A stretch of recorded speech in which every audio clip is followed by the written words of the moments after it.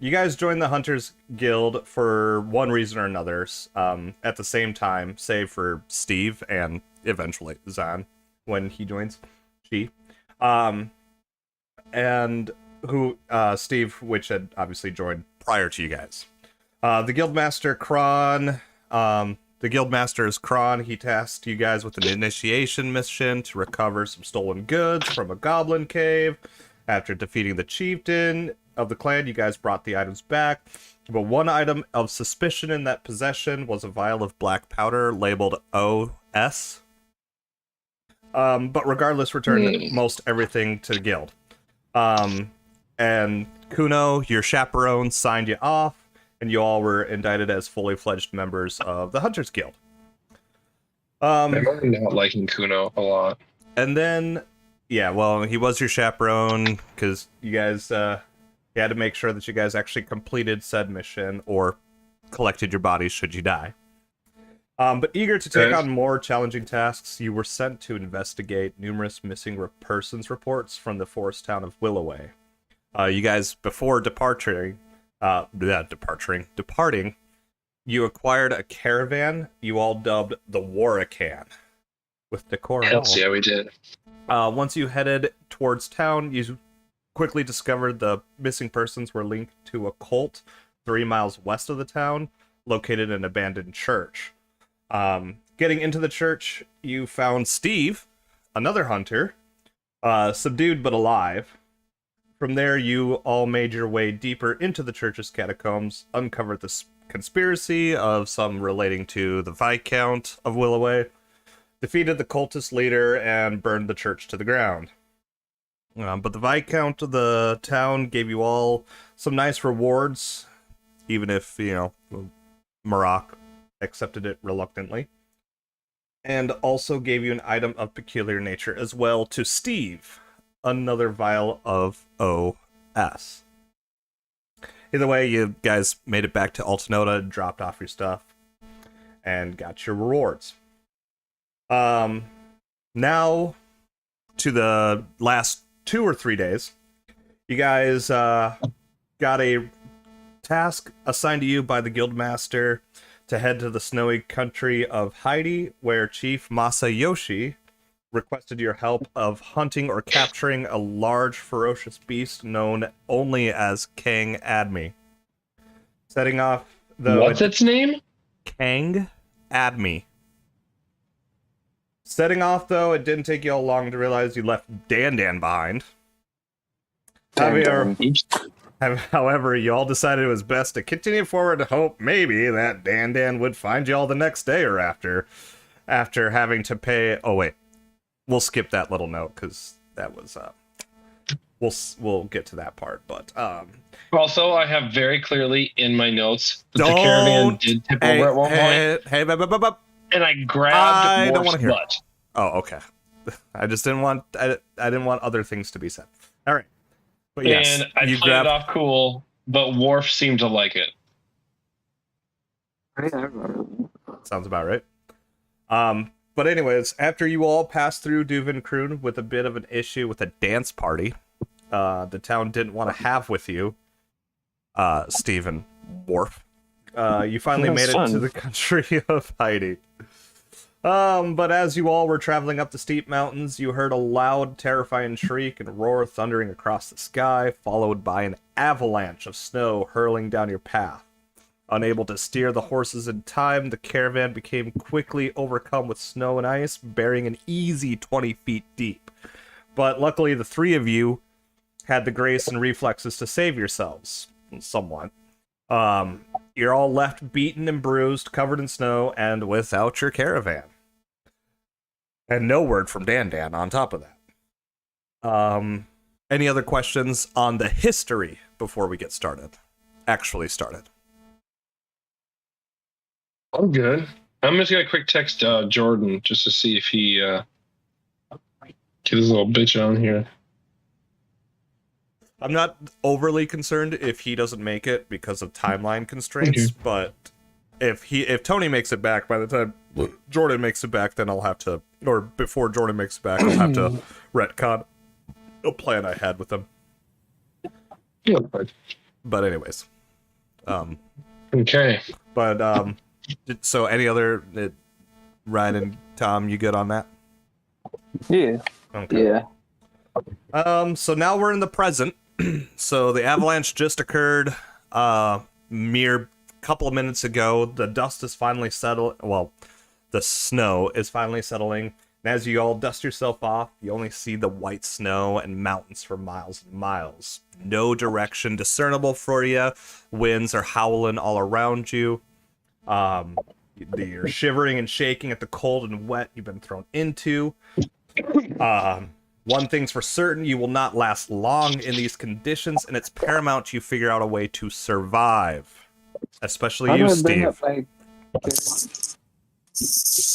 Can I go ahead and roll a survival check, Maddie, to go ahead and see if I can figure out where town is or where it might be the best place to go? Yes. I'm trained in it. Yep. So if you want to try to figure out which direction town is in, go ahead and roll it. Okay, I'm just gonna roll organic die if you're cool with that. I'm not actually. Rolled an 11. Oh, you want me to put it on here? I wanted to see it on here, buddy. Okay, so where am I doing that? Is it in the public roll button? If you, Thomas, how did you do it? You were able to pull up your character sheet. Oh, well, I don't have my token. I know. I went to update. If you click on update token, it should bring it up. It's over here. Targets. On the left-hand side? Oh. Update to. Oh, weird. Oh, annoying. Okay, that's fine. That's fine. Okay, so I gotta go to my skills. All right. Your proficiencies, right, if you're rolling. I'm sorry, say that again, Ryan.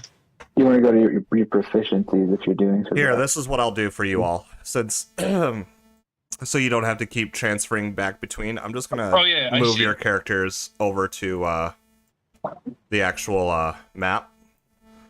It's not reflective of where you are in the game. Okay, so if we're that way and we're trying to go this way, right? There we go. Woo! Don't worry, guys. Get behind me.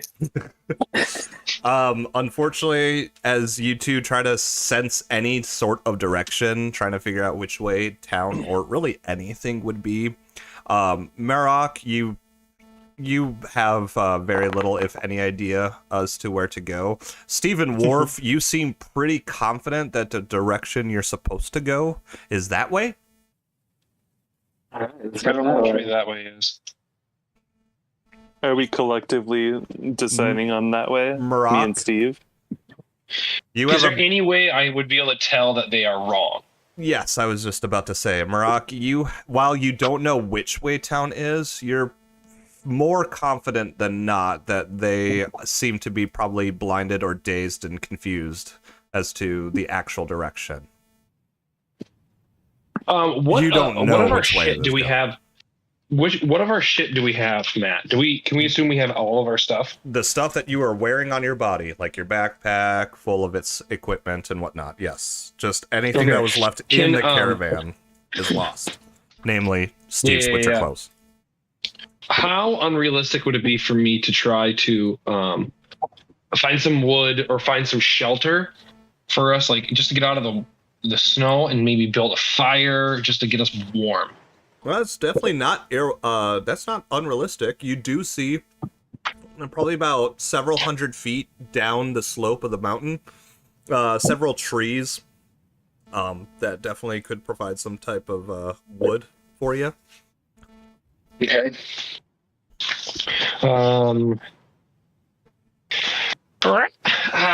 We gotta get out of here, guys. I don't know if we're gonna be able to make it into town in time. Let's get out of the wind, get out of the elements. Let's see if we can get some wood and build a fire, maybe. Are you cold, Steve? Yeah, I'm a little chilly. I got plenty of steel, though. I have plenty of room in these clothes. If you want to slide on in with me, and we could move as a unit. Wait, does he actually have enough room, man? While you can technically saddle up close to him, you will not receive any type of benefit, Steve. Not on flesh. You're a dwarf in dwarf clothes trying to cuddle up an elf in elf size. I'm sorry, it just won't Still quite work. flesh on flesh. No, it's flesh for fantasy. I was gonna say it's flesh on thigh, maybe. All right, I'm gonna start heading down to those trees then, Matt. Shit, and I don't have like an axe to cut things. I got a dagger. Cut things down. Just rip off some bark. So, Marak, you start heading down the slope towards a set of trees. Do you guys have like a really nice like cutting weapon? I've got a little dagger here. You can punch it. Light mace. I'm gonna punch it. I don't really I have could much for fit. stab it with my rapier. No, I can punch it. You can punch it? Here, I'll try and hit it with this mace. Okay, Let's see if I can break off a couple of like twigs. All right, you punch. What do you want me to roll for this, Matt? You want me to like survival? No, I want you to make an attack against the tree. Can I go into tiger stance against the tree? Right, let's go into Yes. You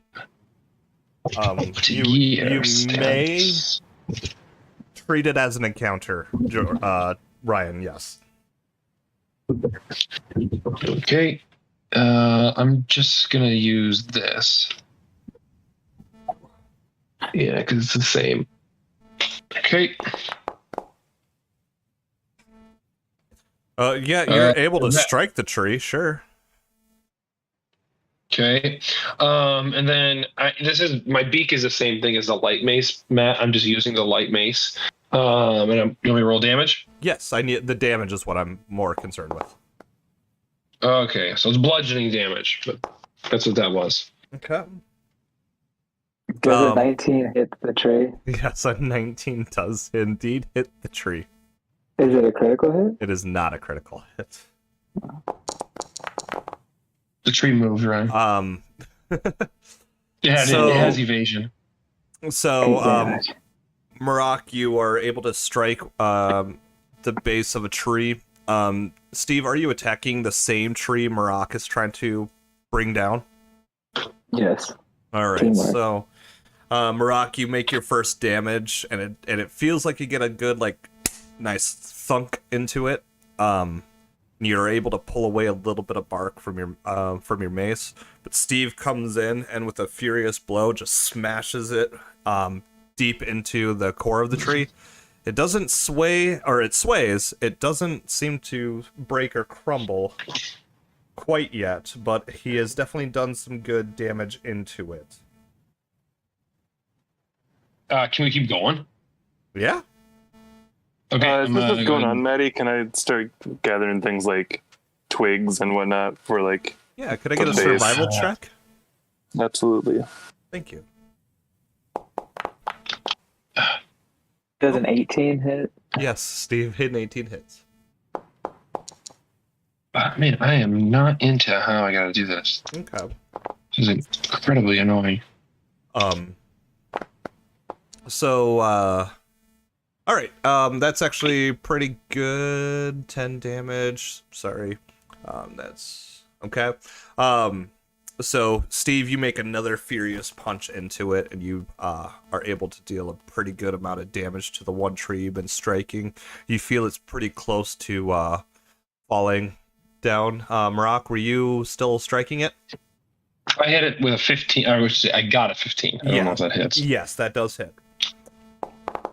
And then for damage, 7. So, damn, that was full. with immediately after Steve pulls back from his fist, Marak, you make one last furious swipe at the tree and actually are able to bring down a nice 10-foot pine tree. Nice. What about Roll houses and reflex, poor both people? of you. Ah, man. Thomas, you were able to definitely find plenty of twigs, plenty of loose branches that you could kind of bring in, plenty of rocks that you would want to collect if needed. Beautiful. Perfect. You both That's what I'm talking about. You come in with that mace, smacks the tree. It starts to as it comes smashing down, but both of you are able to timber and jump out of the way. So you got one tree broken down and fallen down. But Do we see now an area where we can like get out of the weather a little bit? oops, why did I click? No, I don't want Steve to do that. Why did I have Steve do that? Hold on.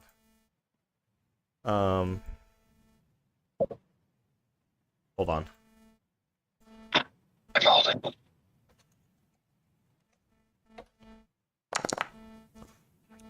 Steve, during that, approximately 10 minutes has now passed since you guys made your way down from the mountain and into the clearing to the trees and started whacking at the trees. Meantime, Worf was able to collect plenty of supplies that could help build a fireplace, possibly some shelter if you guys got really crafty.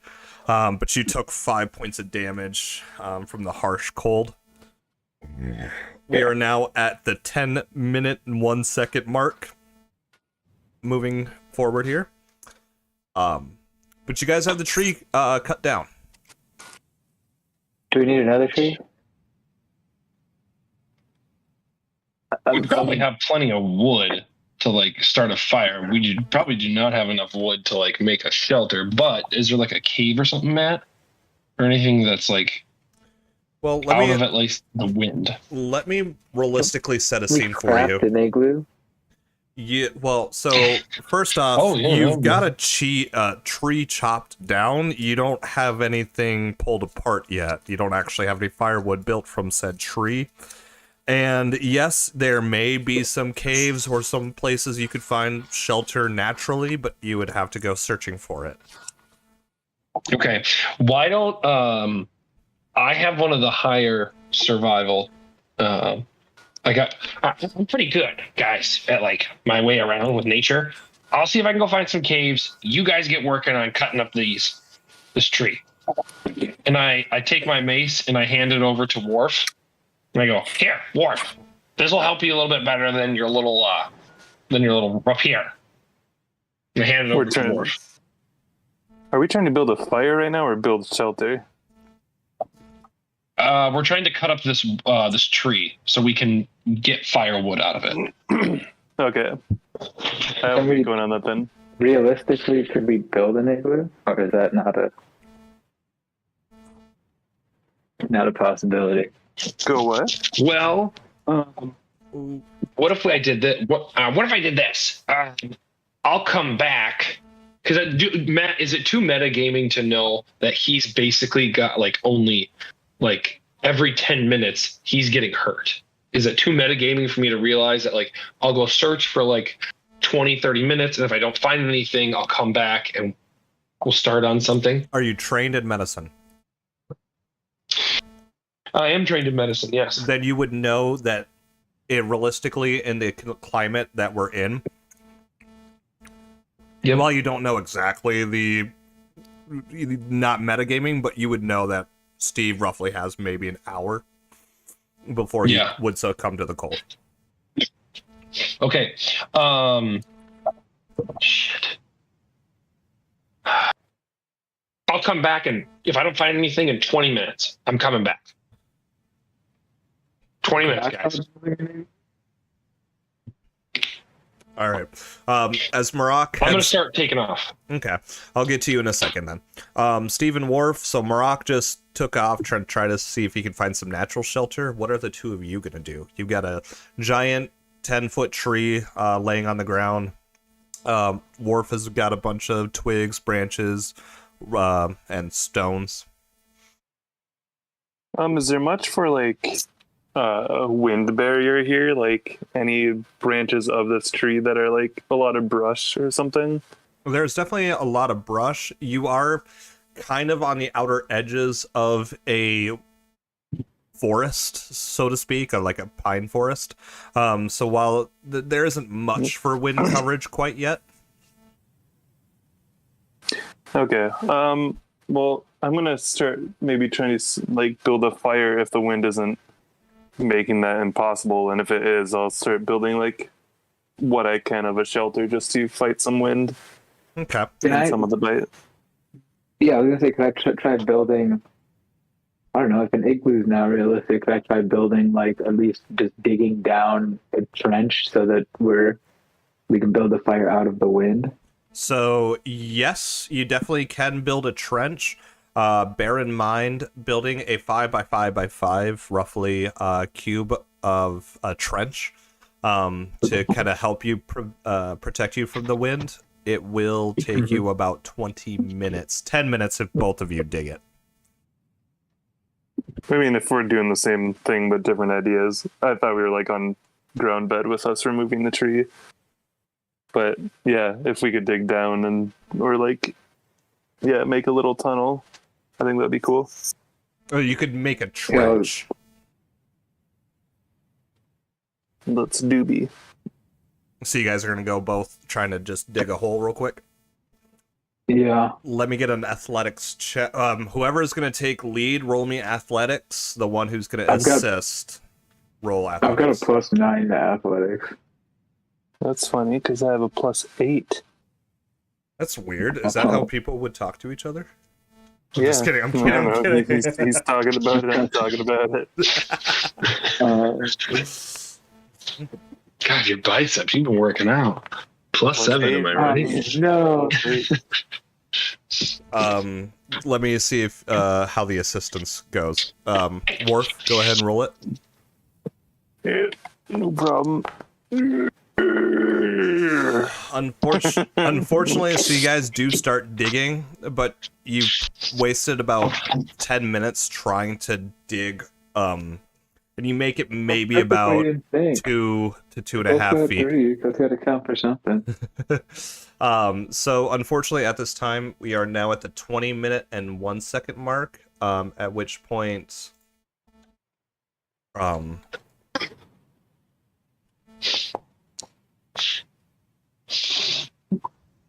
Say it, Matt. At what point? Yeah.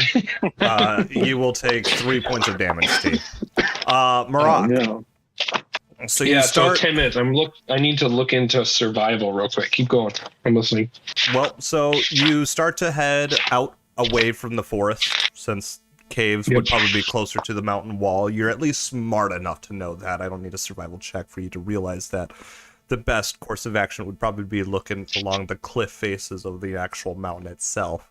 But in order to search, I would like a perception check from you. A perception check. Okay. I would like to see how well your eyes do see through all this snow. Okay, there's this. Okay, I see perception. No, not initiative. Okay, yeah, just regular perception. Okay, let's roll that bitch. Okay, good. 23. So about Okay. 10 to 15 minutes into your search, you almost seem to give up hope that you're not going to really find anything when out of the corner of your eye, you're barely able to make out a little sliver in the face of a small plateau right at the base of the forest that you guys are in. Probably, I'd say 300 to 400 feet away from where you guys last were. Okay.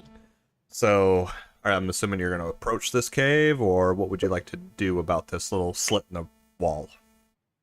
Okay.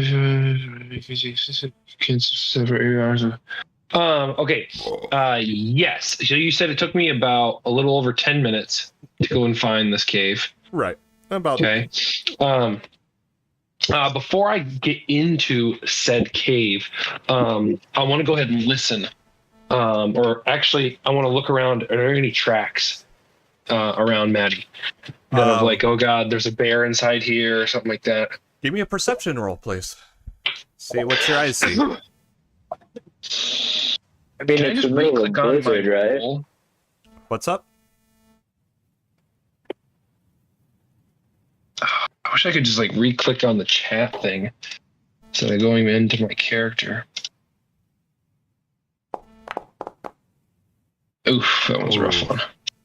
So you kind of look around the ground of the cave itself, and the snow is just coming on too fast. That either by the snow or by your inability to see correctly, you cannot make any tracks out. Okay. Okay. Yeah, I would say this is good enough for me. Then I can't see. I don't know if I've got dark vision or anything like that. I probably only have low light. I don't see anything inside the cave yet, do I? Are you looking inside the cave yet? I am looking inside the cave. All right, so you peer in and take a quick glance around. And it actually looks like just a pretty small cave for the most part.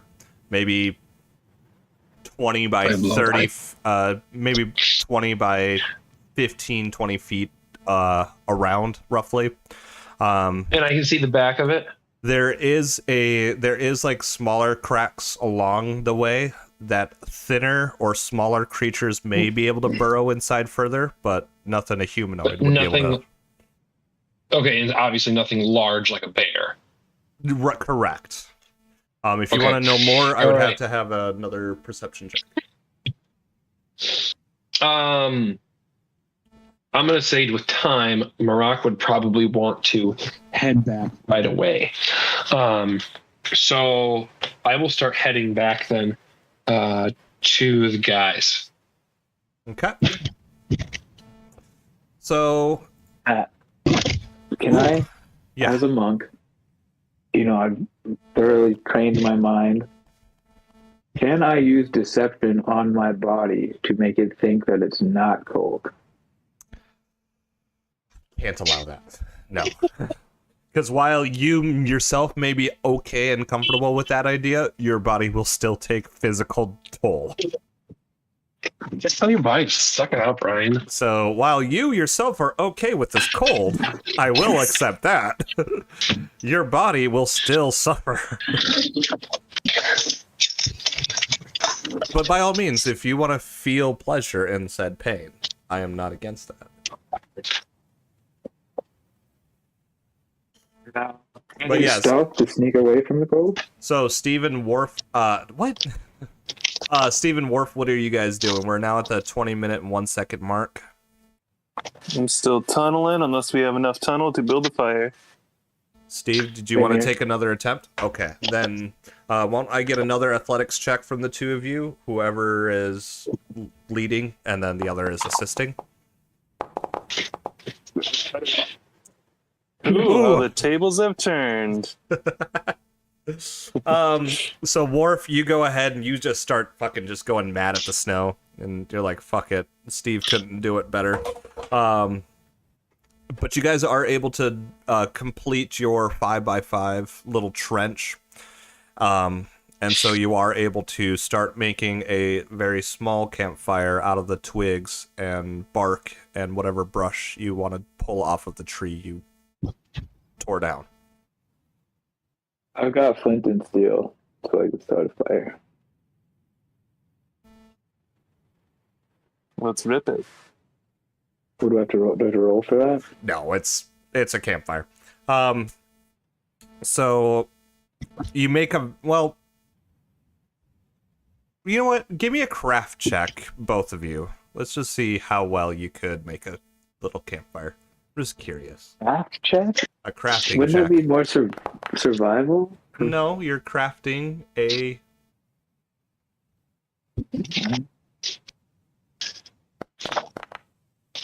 Okay.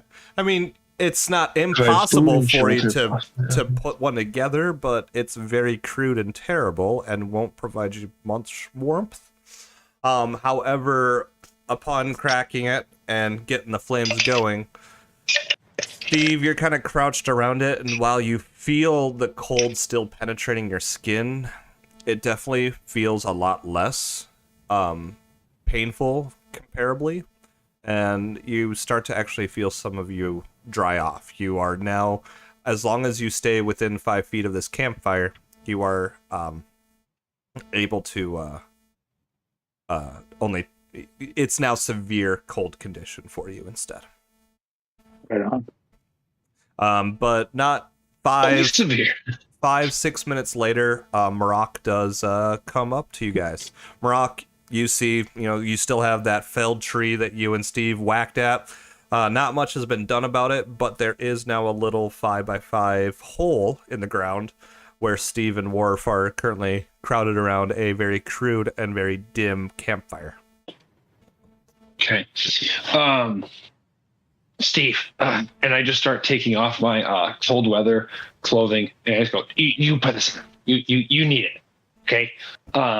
So I kind of give it to him. We're the same size, aren't we? We're Yeah. both medium. I mean, everybody's medium, technically. Okay. So I give him my clothes. I go, okay, there's a cave not that far. We can get there in like 10, 15 minutes tops. Okay. We can set up a campfire in there, and we can kind of just hang out there until the storm passes. Okay. I see that you guys kind of got a little shelter here, but I don't know how long this will last. All right, let's go. Let's bring this tree and let's go. Can Steve realistically carry this tree with us? Hold on. How much will it slow us down, basically? Well, let's put it this way. It's essentially the size of a larger Christmas tree, so he could technically hoist it on his shoulders. It would be very heavy and it would slow it down greatly. It would be about 20 minutes with him being over encumbered this way for him to make the travel. I've got 18 strength. Okay, and you're carrying a 300 to 400 pound tree on your shoulder. Well, Christmas trees are not 300 to 400 pounds. I said a large Christmas tree, sir. He did say large. Can Tommy and I both assist Maddie and possibly? Yeah, if all three of you carry it, then Am yes. I missing why we're carrying this tree? Well, we need wood. We need firewood. Yeah. Okay. I mean, hey, by all means, Worf, argue with the point if you want to. Well, I mean, it's slowing us down, and it didn't take us that long to knock a tree down.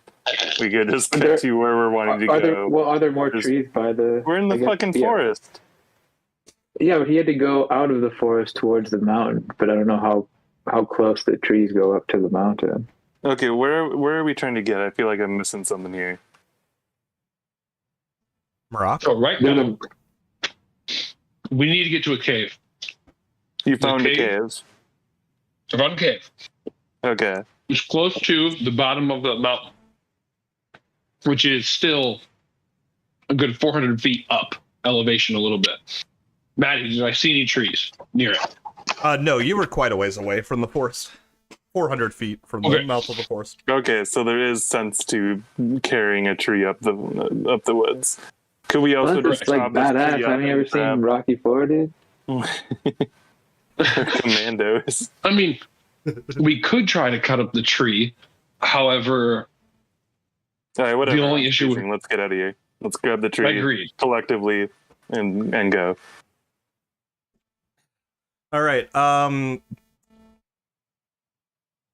What do you want us to roll for that? Let's athletics. Yeah, let's get everybody to roll athletics just to see. I mean, if you all roll miserably, I'm curious how well this is going to go for y'all. All right, switching to PC. Be right back. Alrighty. Well, shit. God damn. All right. So Steve and Marak are all Way to go, gung ho Worf. for lifting up this tree and hoisting it on their backs. Worf's very, I just don't get it, but all right, let's do it. With like one-handed, Worf's able to like grip it and rip it onto his shoulder. Grip it and rip it. As if it's nothing, and he just slams it on his shoulder. He's like, all right, let's go.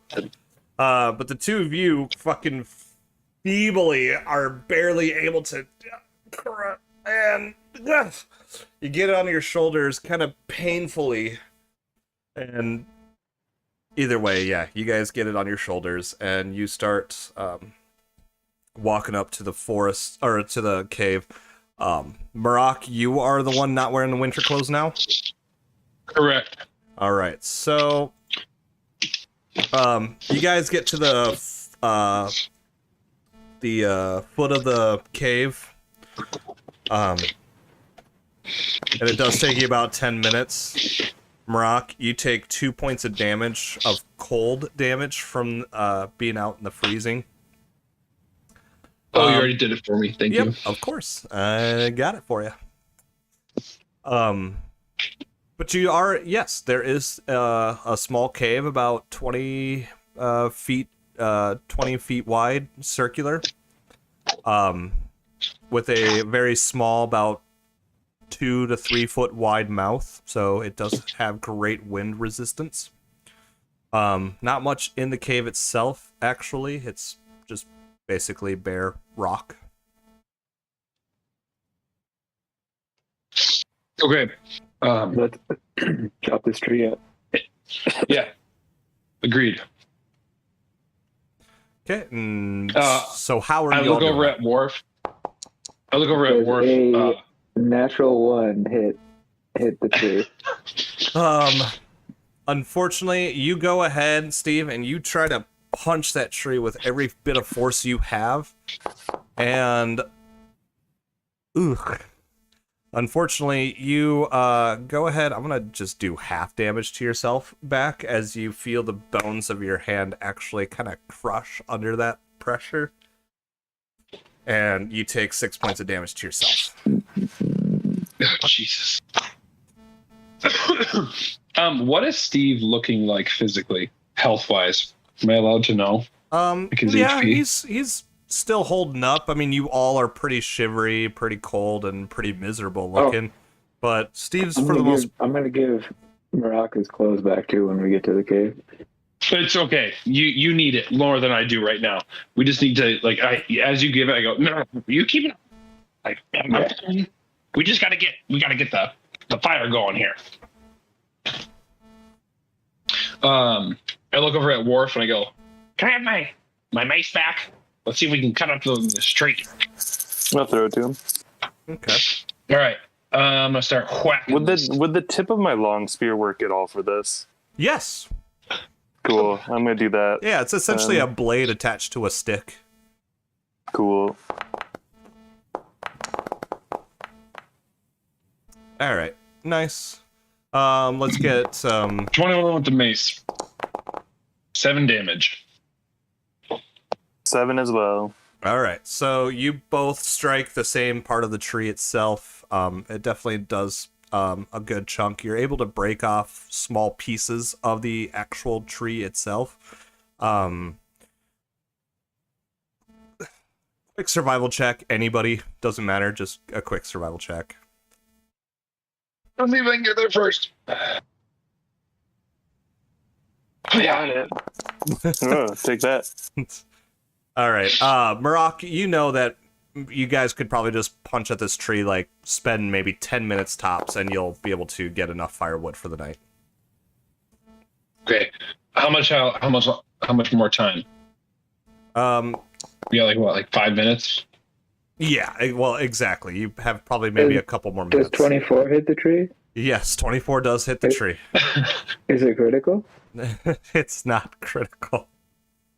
Damn it. This is a fucking intense tree. There's no DC to attacking a tree. So you're I just did 8. Of course I did there is. 18. I did 18 damage to that tree. All right. Perfect. You guys spent the last 10 minutes just beating away at this tree with your fists, We beat your that one. mace, which is essentially a bat, and your long spear. Dan frowns upon y'all with his axe. My many axes. But either way, yes. 10 minutes later, and a little bit more damage to Marak here. Yeah. 5. Give it to me. Oof. But you guys have probably several pounds worth of firewood, more than enough to make a decent campfire and hold up for the night. Okay, what do you want us to do for, just roll another survival or craft for making this? For the campfire, just a craft check is appropriate. Okay, I'm on it. Nice. So yeah, you guys definitely head back in, and I know I helped. the pathetic attempts of Steve and Worf last Thank you, time. Steve. Thank you. Maroc is Thank you. actually able please to stop build. blowing the ash in my eyes, Steve. I'm good. I got it. It's fine. Thank you. He does get a roaring fire going. I'll give him his clothes back. Yeah. At this point, Thank you. those wearing clothes can now treat this as no damage. Those not wearing clothes will still technically be in severe cold unless you essentially make out with the fire for the rest of the night. I'm pretty sure the motherfucker's gonna have to make out with the fire then. But Yeah, the no. Hold warmth on a of the second. fire and the lack of wind blowing against you does actually bring you some comfort and some warmth back into your guys' bodies. You actually feel like the end is not so near anymore. I mean, Warcan being gone and the two horses being dead is pretty sad to think about, but for the most part, at least you're somewhat whole again. Your first option wasn't to tauntaun the horses. The horses are 20 feet deep, Tony. Yeah, Oh, geez. everything was. And the because I had winter clothes, but they were in the caravan. All right, everyone look away. Shawnee's naked. Okay, fuck. Can I Shawnee's look yet? freaking out. Yeah, no, Matt, you can't look yet. Fuck. Thomas, close your fucking eyes. Let me see They're you. closed. Yeah. I'm peeing in my cup again. So wait, Maddie. So then are Thomas and I at mild cold then? Yeah, Or as not, long like, as long as you guys stay in the cave, you aren't going to take any damage. Those who aren't wearing any clothes, so if Steve gave back his clothes, he essentially has to stay within 5 feet of the fire in order to not suffer severe cold as well. So he What can't if do. I give him the clothes? Would I be at You would severe also. but I'm Yeah. So think of it this way: you have a campfire. As long as you're within 5 feet of the campfire, and as long as it's still going, you are now treating the place as if it's mildly cold. It is now about 40 to 50 degrees next to this campfire, emanating. Obviously, if you get inside of the fire, then it's treated as a severe hot damage. But next to the fire, Quick, yes. Ryan, get in there. No. So as long as you guys don't leave the cave, no one's taking damage. You are now technically safe. But If you get hot damage, does that offset the cold damage and give me no, HP back? incorrect, you will still get hurt.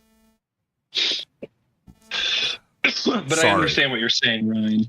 Is so right now, the only way for Ryan to recover HP is for us to get basically in normal weather.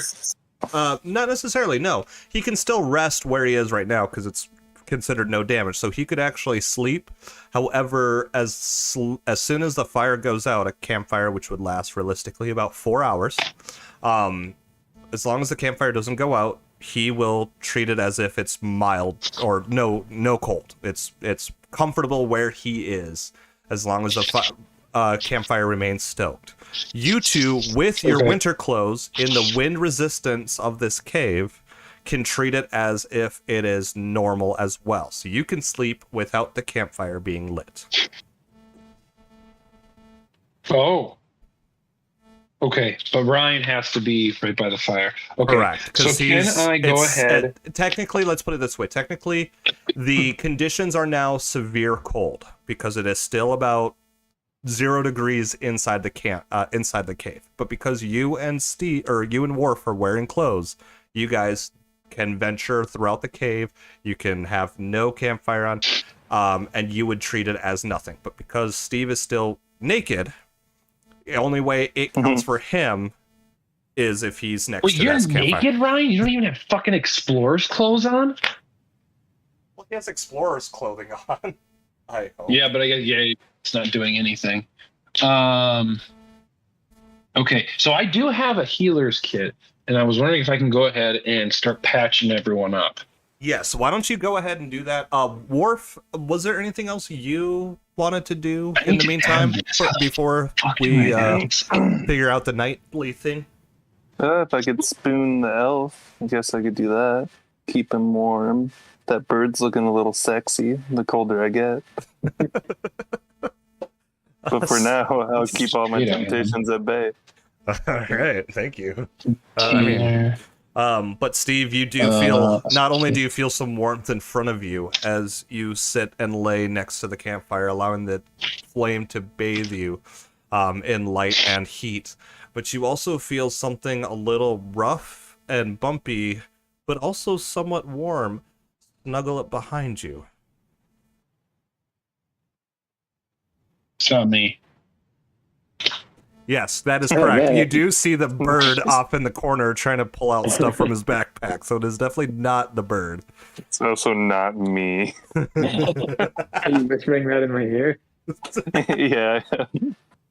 With no context at all, just it's also not me. Oh, it's good to realize you seem to have some extra firewood for when the fire starts to get low. Are you referencing my dwarven penis? Yeah. Okay, just making sure. I mean, never mind. Healer's tools. There we go. But yes, so then while you guys are getting snuggly, you do definitely have your natural body clock can tell that you guys are becoming fatigued from your adventures. And B, it is definitely starting to get darker out, and you feel it in your natural internal clock that you probably should get some sleep soon if you want to be well rested for the next day's venture.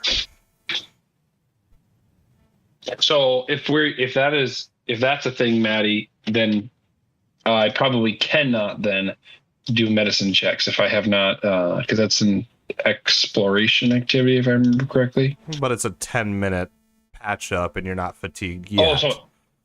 I'm not fatigued yet. Okay. Yeah, wanted to double check that. you know that it's going to be time to sleep soon. Is what I'm getting at. All right, so I'll go. You're over yawning. to You're Ryan. not working on no sleep. You're just yawning. Okay, I'm gonna go ahead and patch up Ryan then. This is just to patch him up. Okay, it looks like it'll 15. That should go ahead and get him. And I believe I need to roll 2d8. 2d8. Okay. I need to do that So now. where do I go to? Here, I wanna roll just- I'll do it for you. 2d8 plus 5. No, it's just regular 2d8. Okay. So, boom, you're going to heal Steve for 11 points. You said you got me for 15. What? Didn't you say 15, Peter? No, that's what he got No. to for a 6. He has to beat a 15. Oh, got it. So you spend 15 minutes patching Steve up, and he's actually looking even healthier than you are at this point, Marak. He feels comfortable, he's getting rested, he's getting cuddles. Steve is How looking does pretty Worf good look? now. Worf looks actually pretty good too, now that he's snuggling up to his best friend. Okay, is there still time his for me to go dance ahead? partner. Can I Dance go partner? ahead and His dance partner. Oh, dance, not pants. Yes, his dance can I go partner. ahead and heal myself then, That's right. Yeah. Maddie? Yes, you can spend 10 minutes patching yourself up before you guys have to figure out sleep. Ooh, that's not gonna happen. You are unable to patch yourself up, and now it's getting too close to nighttime that you probably should sleep before you become fatigued. All right, I'm just gonna go ahead and go to sleep. Does it look like we have enough firewood to, Yes. if we need to? Because Yes, and that's what I was going to say. You guys, when you spent your 10 minutes out there beating the tree that you carried all the way from the forest, you were able to collect enough firewood that you could probably keep a fire going for the rest of the night. However, one of you would have to continuously stoke it and replenish it in order for the campfire we'll have to go and watch then, basically. Exactly. No different. So, Okay, I'll go ahead and I'll take first watch then. perfect. So we're going to, Worf, Steve, anything else you wanted to do before sleep time? I believe so. No. Okay. I'm gonna pause it for here. Tony, are you back and alive? I am back and alive. All right. We're gonna pause it and we're gonna head over to the Hunters Guild. And we're gonna go back in time a little bit because this is now Dan's turn. Ooh, this is exciting. I like his music. Also, if it's too loud for you, you can control it by your browser's volume mixer. Just an FYI. Yeah, there should be music playing. I don't Yeah, have I'm hearing it. it. Wait, But I never have music. it might. I don't know why it's not working for the rest of y'all. It should be working. In fact, I have to turn it down a little bit for me. Yeah, I'm good. I got music. I mean, it doesn't matter. It was just for flavor, so if you can't hear it, I'm sorry. It wasn't anything important. It's just a little tavern music that's essentially playing. Oh, guys, don't forget, we have a shit ton of hero points, too. Mine says I have 3. Well, technically, you should only have one. I probably only have 1. I don't know how to fix that. So. Dan. Mm-hmm. So, it is 2 nights ago. 2 days ago, technically, because it is now morning. But you don't know that your party has left, of course. You don't know all the misadventures they've been having lately with their failed dance party and being driven out of town and their avalanche and the loss of Warcan. But again, you don't know any of this. You actually, because it technically hasn't happened for you yet. You are now waking up from a deep slumber. Peering out of your window, you can tell it's probably a little before midday. The sun has definitely risen quite a bit. There's a lot of noise going on downstairs. And did you guys all rent private rooms, or were we sharing? I can't remember. We There stayed were- in the ward, man. Yeah, some of you bunked together. No, we all stayed in the ward. We didn't stay in an inn or anything. We were in the ward camp. No, the when you got back when you got back to Hunter's Guild. Oh, sorry. I mean, you guys should have shared one room, correct? Am I misremembering that? Either way, I honestly can't remember. I'm pretty sure you all shared one room because it should be 2 bunk beds, so 4 people per room. But Dan, you wake up. Like I said, it's probably a little before midday, and you look around, and all 3 of your party members are missing from the room. Well, I guess we'll go check the hall and see if they're floating around. All right. Well, you pop up out of bed, get dressed, get your stuff together, roll out of the room. Don't worry, there's no cold bowl magic traps on the door. And you Double rule. yeah, no. But you do pop out, and sure enough, people are hustling and bustling downstairs. Plenty of activity going on. In fact, everybody looks like they're eating lunch at this point. Shit. But if you want to know if anybody's here, in fact, I have to remember to drag and drop you. If you want to know if anybody's here, whoops. Hold on. That probably just deleted all of that for you, didn't it? Not even sure what I'm looking at. Exactly. Give me a second. Yeah. We'll wander around the room and There we go. ask random people if they've seen you guys. You know, the dwarf elf and a bird man. Should be pretty obvious. So, did you want to see if you spotted your friends first, or are you just gonna walk around? We'll look around real quick while we're getting some lunch food with the rest of them. Okay. If you wanted to, you can roll perception. Depending on how actively you're trying to look for your friends.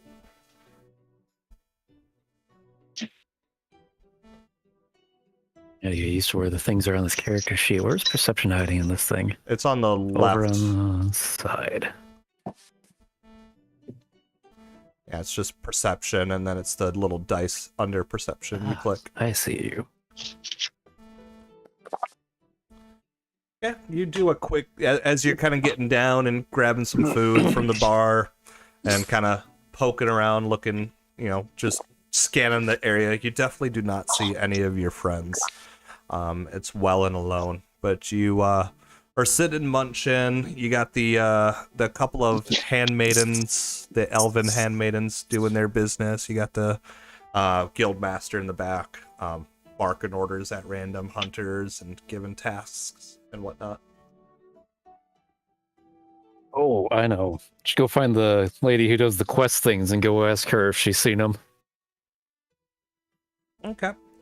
So you pop up and sorry if anybody heard that. She sees everyone. What was it? Oh, I punched my mic. But yeah, so Brienne is definitely up, doing her filing and smacking stuff. Can I help you? I don't even remember if I ever did a voice for this guy. Hello, I need to find my friends. Birdman, Elfman, Dwarfman. Don't worry, I remember all of you. Okay. Well, y'all picked up your payment yesterday. Since then, they've talked to the guildmaster and have left.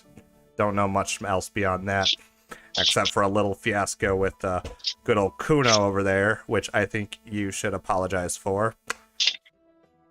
I did nothing wrong.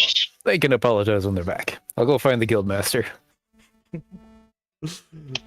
So you walk up to the guildmaster, and of course he's like, he's done. After he's done barking at another hunter, he looks at you. Dan, strange to see you here still.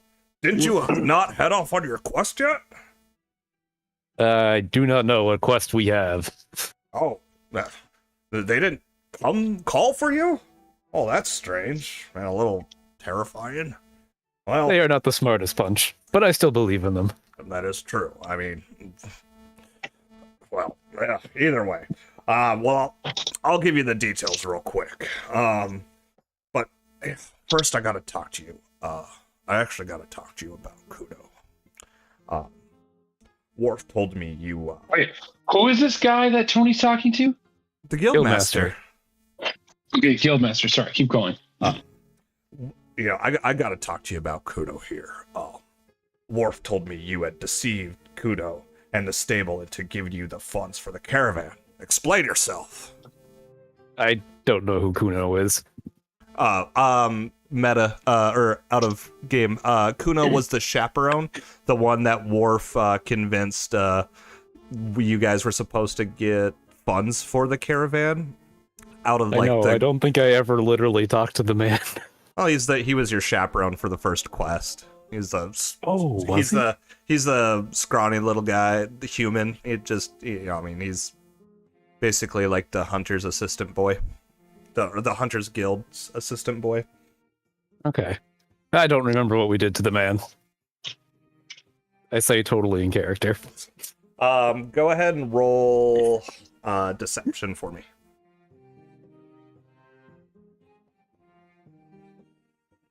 Then there you are. 10.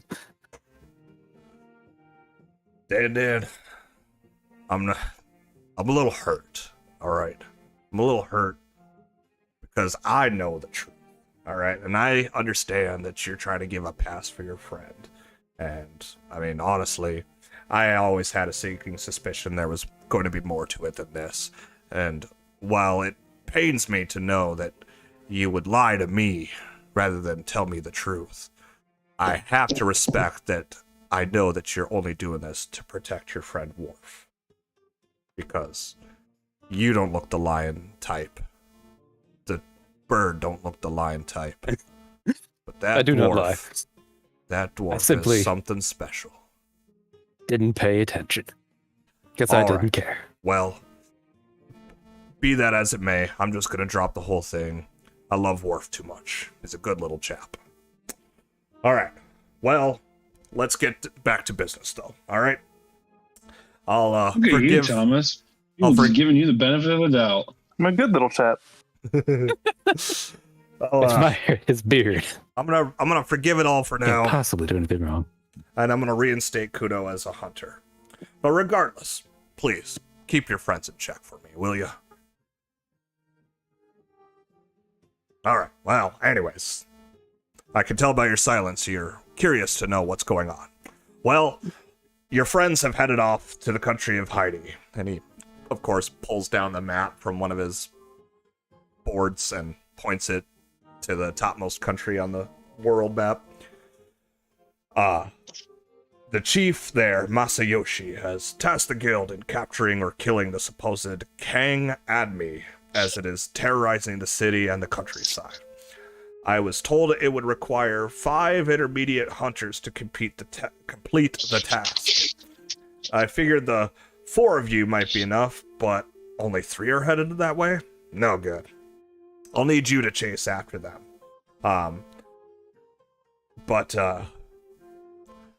While you're doing that, I do have a little something I might need of your assistance here. It actually could be good that you take care of this little issue on the way. Kind of like a kill 2 birds with 1 stone, eh? You good with that? If it's literally killing, then yes. Perfect. It should be. Sorry, I have to skip through some notes because this would be where I introduced Jordan's character, but since he's not here, I'm going to have to do something else for him. Since I don't... Silly Jordan. Yeah. Trees are for kids. All right. So I got another quest I need you to handle super quick. It's on the way. It's like an in and out 15 minutes thing. You knock that out, you'll be rewarded handsomely. Now, and he once again points to another part of the map. There is, Jesus, I can't skip my note. Now, first, I need you to head to Tinak's farm. And he, again, points to the map. They're a cow and sheep farm with some produce, I'm sure. But the point is, they've sent me a special note just a bit ago about several of their cows and sheep mutilated and ripped apart or outright stolen. They think it may be cultists or possibly a badly behaved animal, something even more sinister. But find out what is happening and get that resolved. After that, then head straight to Heidi Summit and rendezvous with Marak and the others ASAP and finish their quest in defeating that Kang Admi. And when you return, I'll make sure you're rewarded handsomely with a combined total of 300 gold piece for both quests. How's that? Per person or for everyone? That's just for you. Oh. Everybody else gets your combined total of both tasks will be 300 gold piece. Mm-hmm. Now,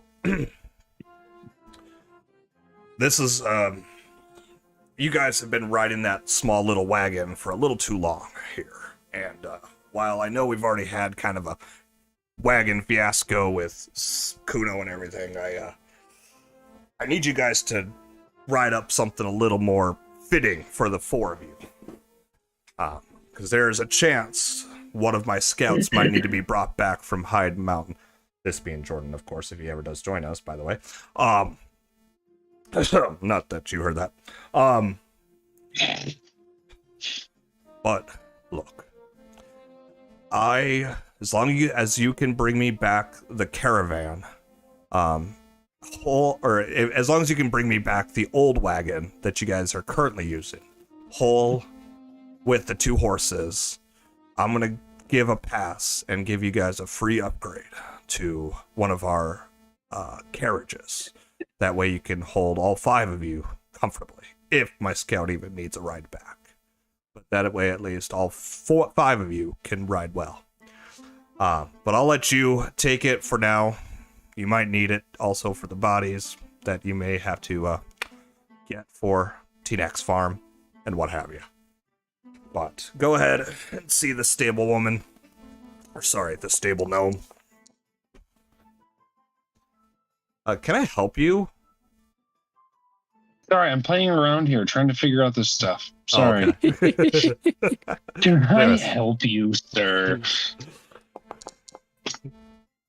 No, it's not. But so He directs you out towards the stable. All right, we'll go visit the stable gnome. All right. And of course, she's, hacking away at her horses, getting all cleaned up and taking care of business. Hello. Well, hello. I hear you give me lift. Oh, yes. Kron told me that you guys were getting a carriage out of the situation. I guess it's rather unheard of that the Hunters Guild usually has more than 4 to 5 people in a little group together. So, he deemed it necessary. You guys were gonna require a carriage? Well, I do have it ready back here. I'm just gonna have to fetch the 4 horses that you'll need to power this thing. But bear with me in like 5 minutes. If you have anything else you need to do in town, run along and do that real quick while I get this set up for you. So I know the route's going through like the cold mountains, right? Eventually, yes. All right. Yeah, Well, I mean, guess we'll- he pointed to the north, which, if you look on the Kepler map, I mean, it's buried deep in. Can I look at that map at any time? Yes, actually, if you go to journal, all of you actually, if you want to see this, if you go to journal at the top right, looks like a book, literally. There should be a journal entry called World Map, and you should be able to double click on it and pull it up. Let me know if that works for y'all. At the top, there's a thing that says Kepler map, right? I see. Well, you could do that, yes, but eventually they will take that away since you can just now see it through your journal. But anyways, so yes, you do know that it's obviously going to be cold where you're going. Oh, I guess we'll buy some winter clothes and some extra food rations for the trip. Perfect. So you purchase these items, you head back, and sure enough, parked right outside the stable is a nice large carriage with 4 horses attached to it.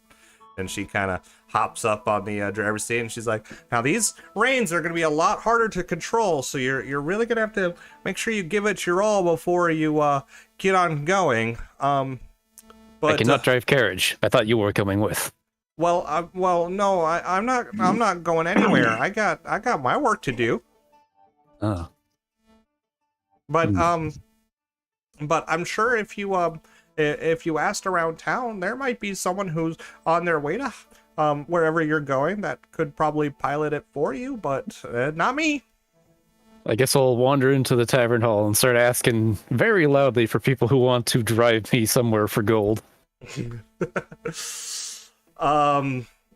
I have such a person that I'm going to pretend. Actually, we'll just pretend. Anybody want to text Jordan and see if he's going to join us? I did text him and I haven't gotten any response. All right, I'm just going to message him once real quick.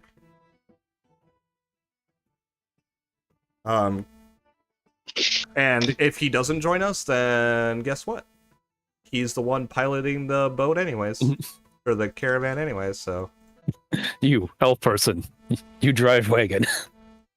No choice in the matter. I pay you gold. At this point, I would let Jordan introduce his own character, but we'll just say he's tagged along for the ride. But either way, so yeah, you've got yourself a person who's, for one reason or another, on their way to Heidi, and is willing to drive the carriage for you. Mm-hmm. So, are you ready to head on out then, I take it?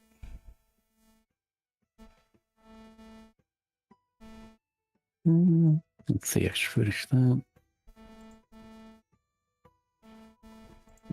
Yeah, I guess for laughs, if I'm trying to find a certain thing, can I buy a magical item called a tracker's goggles? 60 gold pieces. If you got the money, yeah, I got the money. then buy it. All right. I will do that, and then we'll depart for that location. All right, so you hop on the passenger seat as this elven, what is he, a sorcerer? Elven Wizard, it looks like. yes. As this elven wizard hops in, grabs the reins, and with a hya tries to take off.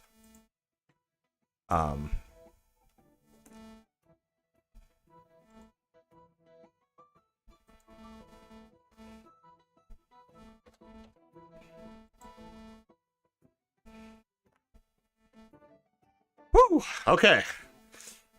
And he takes the reins and sends y'all on your way. So you guys start heading out. Sorry, I'll try to do this a little faster. Well, actually, yes.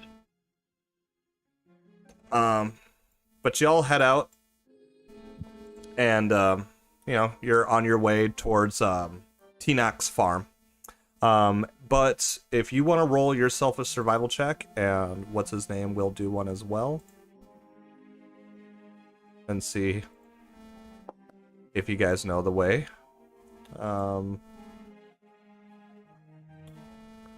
He doesn't.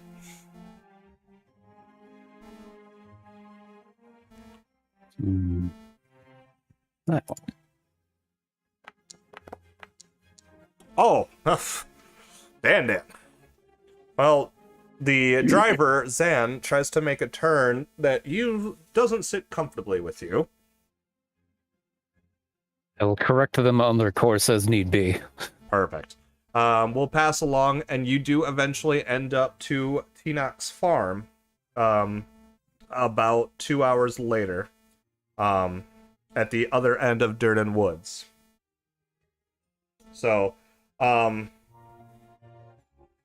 as you pull up past the gates of Tinoch's farm, along the two fences on the road, you do see a couple of sheep and cows scattered around, but the sights that catch your eye are the mutilated carcasses that are here and there, with flies buzzing all around them and the sickly smell of death lingering in the air. The main house up the ways is just a simple 2-story home. Soft cloud of smoke rising out of its chimney, and there's a man sitting on the front porch smoking a pipe and surveying his field before he gets out of his chair and waves at you guys approaching. We'll go up and greet him. Well, I'll be. I didn't know Kron thought of me as one worthy of such haste. There's a good lad. Now, y'all must be goodin' if the guildmaster sent you all the way to me. I told him this could be very dangerous. You sure you're up for it? If it bleeds, I can kill it.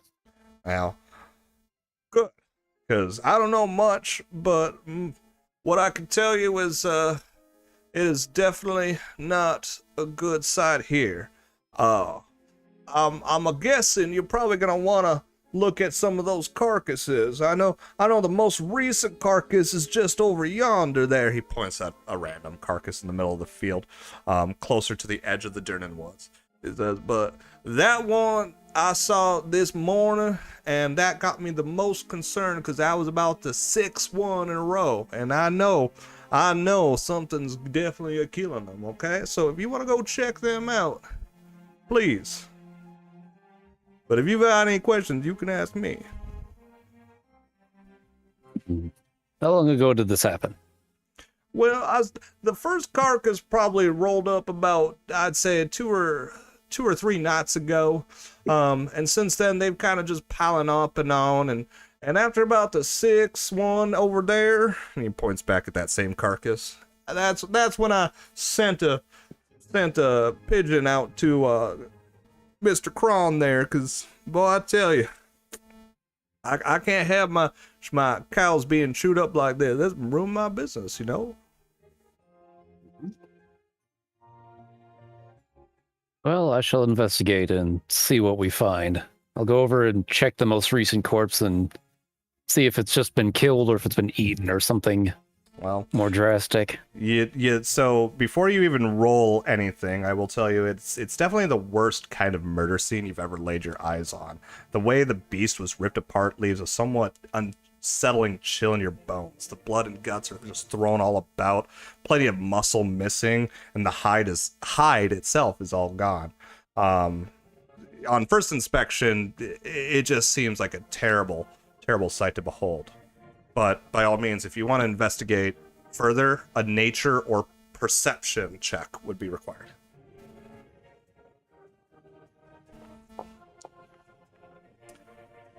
Oh, well, you look around and you see nothing. You're lifting up the joints and you're like, It's a dead cow. All right. Now, does the dead cow have pieces that are leading off in a direction of any nature? Perfect. Blood, squished grass. That would require a new perception check. Thank you. Oh, that's interesting. Oh. Oh, wait. Perception or tracking? We're gonna do a perception first. You're just trying to see if you see any kind of entrails or blood or whatever. Okay. All right, there you go.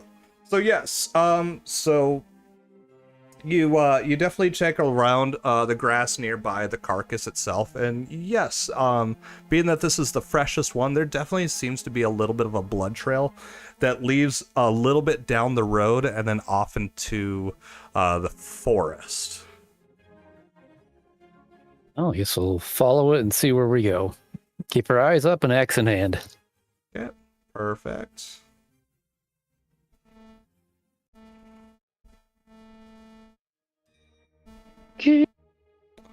Oops.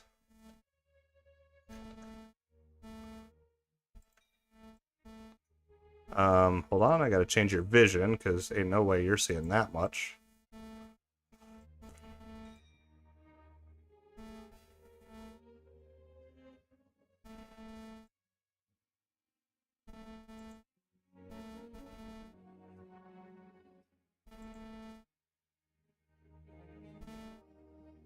All right. But yeah, so you're kind of following the trail along, and it does seem to curve into a little place yonder here.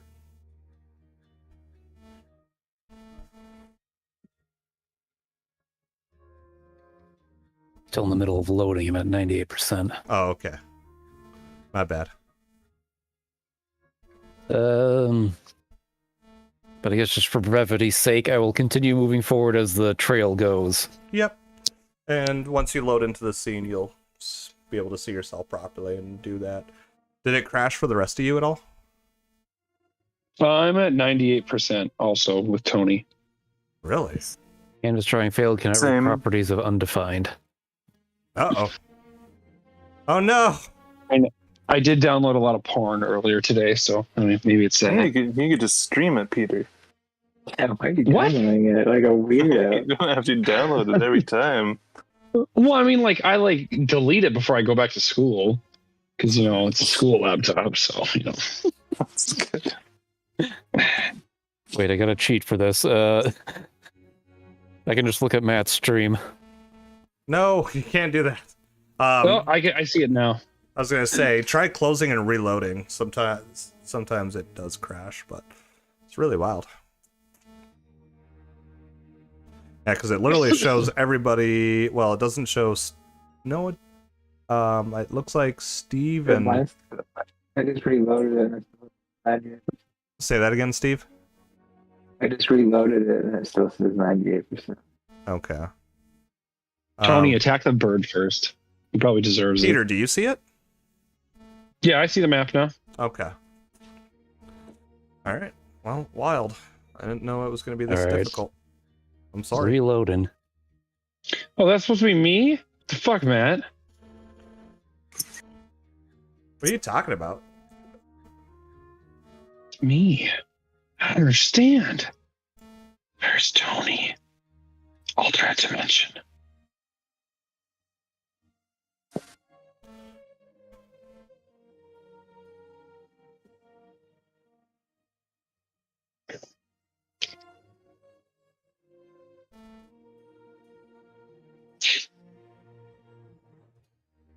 Yeah, if nothing else, I'll just play this for you.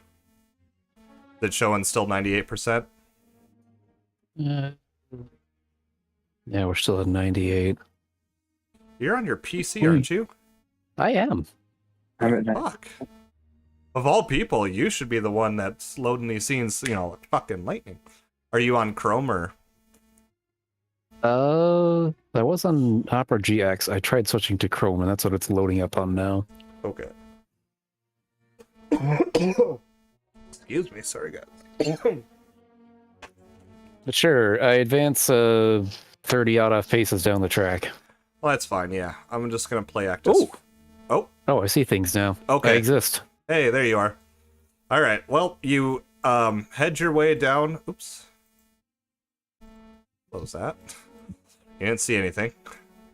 But you head on where the blood starts to turn in, and as you turn in, you see a terribly crafted, but, well, decent, well, I shouldn't say terribly crafted, a definitely man-made structure in the wilderness, standing about 30 feet tall, surrounding a little clearing. In front of it are two violent-looking bandits. Oh. Well, I will guess I shall just approach them straight up and just ask them, "Hello there. Have you killed any cows recently?" What? What in the devil do you want? What do you mean? We ain't no party for yous to crash in on. That is not the question I asked, and this is not a party. Did you kill any cows? What? George, I don't. What do we do here? I don't know. The captain said to just man the door. Do we? What? Away with you! Away with you! No cows have been killed in these parts. Get out of here. The blood trails lead here. It seems you may have killed the cows. I must check inside your camp. No! They are definitely turning hostile towards you at this point. This is not a this is not a question. You must acquiesce, or you will pay the price. Well, George, get him! The bandit starts advancing towards you. Either you can diplomat your way out or attack your way out. Let's see. Well, first I shall try and intimidate my way out. All right, let's see what you got. Okay, there we go. But he's definitely pulled his axe out towards you. Oh, that's hostile. Fine. Hey, your intimidation. Hello, good sir. If you advance any further like that, you will die. Yeah. Forget this, Bradley. Forget this. No, I didn't sign up for this. Barry, help! And he starts running away towards the door itself. He uses his key and unbolts it and runs further inside. The other one is like, what? Yeah, no. Forget that business. Unguardy. Was he trying to fight me now? Yes. The other bandit is now going to attempt to attack you. I will repeat the process. Just a quick, unrelated thing. I've got now. It's just a black screen. I can see the dice rolling, but I don't see the map. Try clicking on like. Yeah, I don't know. It might. I assume it's because they don't have a token that can see on the map. Right. That's what I'm assuming. No, too. I can see. I can see the map. Oh, I'll have to make. Yeah, I can see. I see Dan over here with his human axe. Mm-hmm. I'll have to work on like lighter resources then for next time and do some stress testing with someone. Actually, good point though. Thomas, I know you're probably sleeping over there, but do you see anything?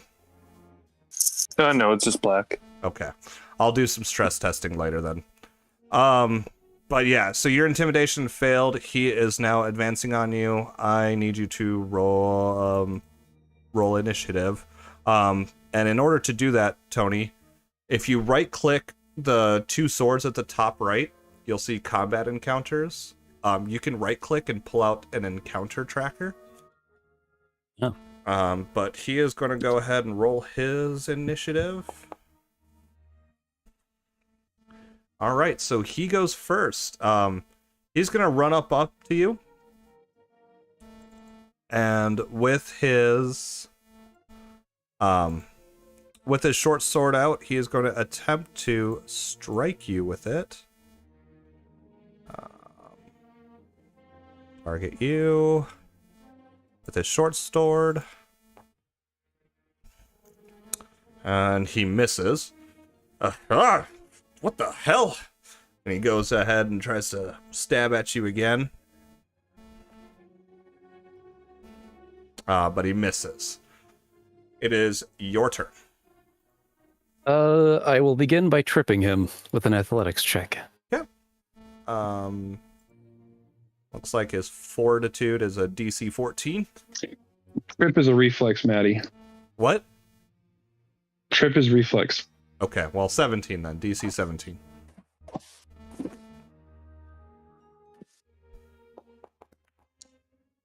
Sorry, Tony. Not Damn quite. it. Not quite. that's You go fine. you go to try to trip him, and he's like, what the hell?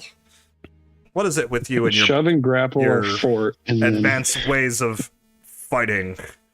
We swing swords here. Mhm. All right, I guess I'll follow that up with a power attack from the Great Axe. Uh-oh. yeah.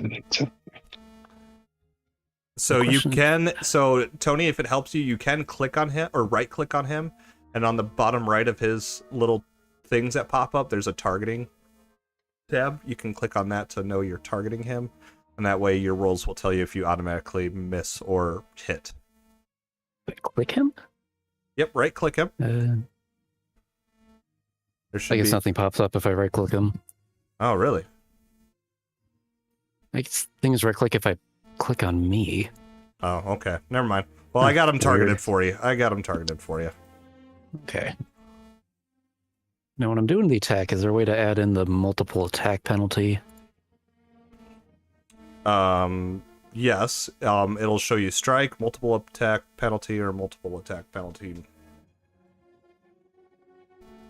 But if you're doing a power attack, it should automatically pull up for you. Yeah, Whoops. so if you... That's not the right one.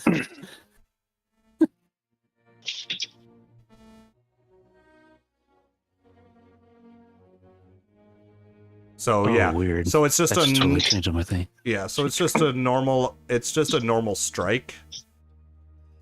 Because it's your first attack, technically.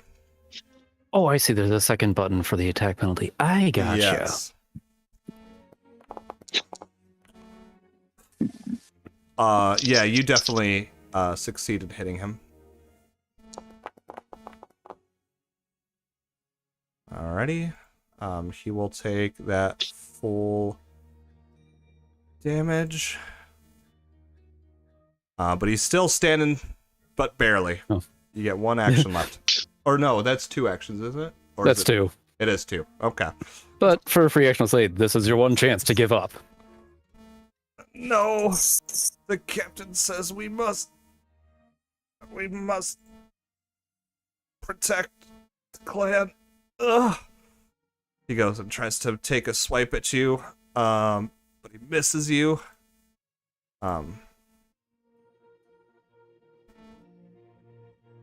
So he tries one more time. A feeble, sad attempt. Ugh! You're too quick on your feet.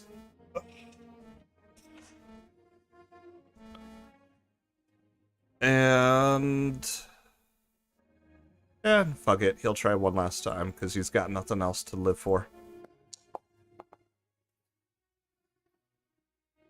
But yeah, he misses all of his attacks. Well, that's unfortunate. We'll just hit him with a regular attack on the next hit. Yeah, just a good quick boop. Oh. Well, not Maybe quite. a little less than a quick boop. Not quite a big boop. He's just like, he kind of buckles down. Is like, no, don't. Oh, and then he ducks down again. No, please, don't hurt me. I'm a virgin. Oh. I guess last one. Can I intimidate him one more time? Yeah, by all means.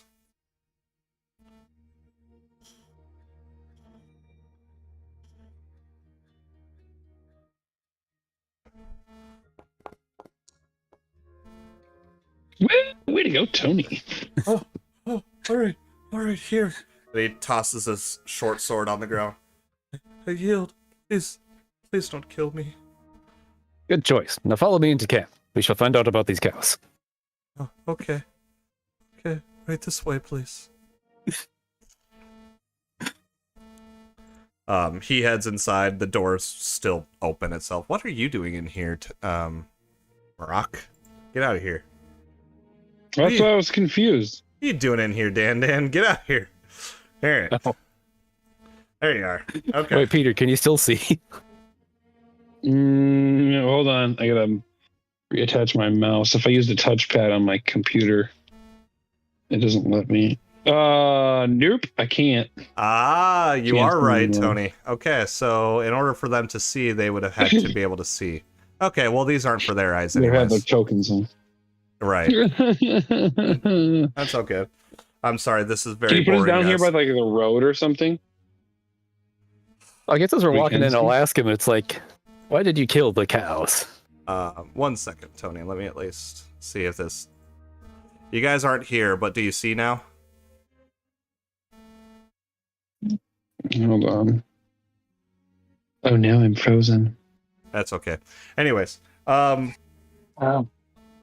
so to Dan, you walk in and what? I said on the way in, can I ask him if he actually killed all the cows? I mean, we had to do it in order to survive. There are only a few of us left, but I can't say no more. As you walk in, though, because it's only like 10 steps away, the clear leader of this little tribe of bandits gets up from the bench next to the campfire, and he's like, "What the devil do you want? We ain't no Hello party. What's the meaning of this? Slaughtering my brother?" He is not dead from my eyes. Nice. I have No. come to demand recompense for the cows you've killed. Well, looky here, okay? Well, we's on the run. We need food.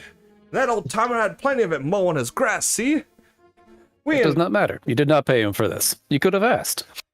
What? Looky, look. We're starving. There ain't no much more of us left. Ain't none of my clansmen left. And I gotta keep as many as I got. Here, if you'll take this, the old man should believe yous killed his crows. What say ye? Is he trying to give me? Yes, I was just about to say, the bandit leader pulls out a necklace with a strange sigil on it. If you have Underworld or a similar lore, you can roll it to see if you know what that sigil is. No, I don't. Then to you, it is a necklace with a strange sigil on it. Is it worth 6 cows? That was how many that died, right? Yeah. Well, it'll definitely be worth it to him. You just tell him we's dead, you killed us all, and he won't bother you no more. We won't bother no one no more. Just please, we ain't got any money. We ain't got anything here. If you give this to him, it should be enough. This is a terrible choice. You will come with me. We will talk together to farm, man. Oh.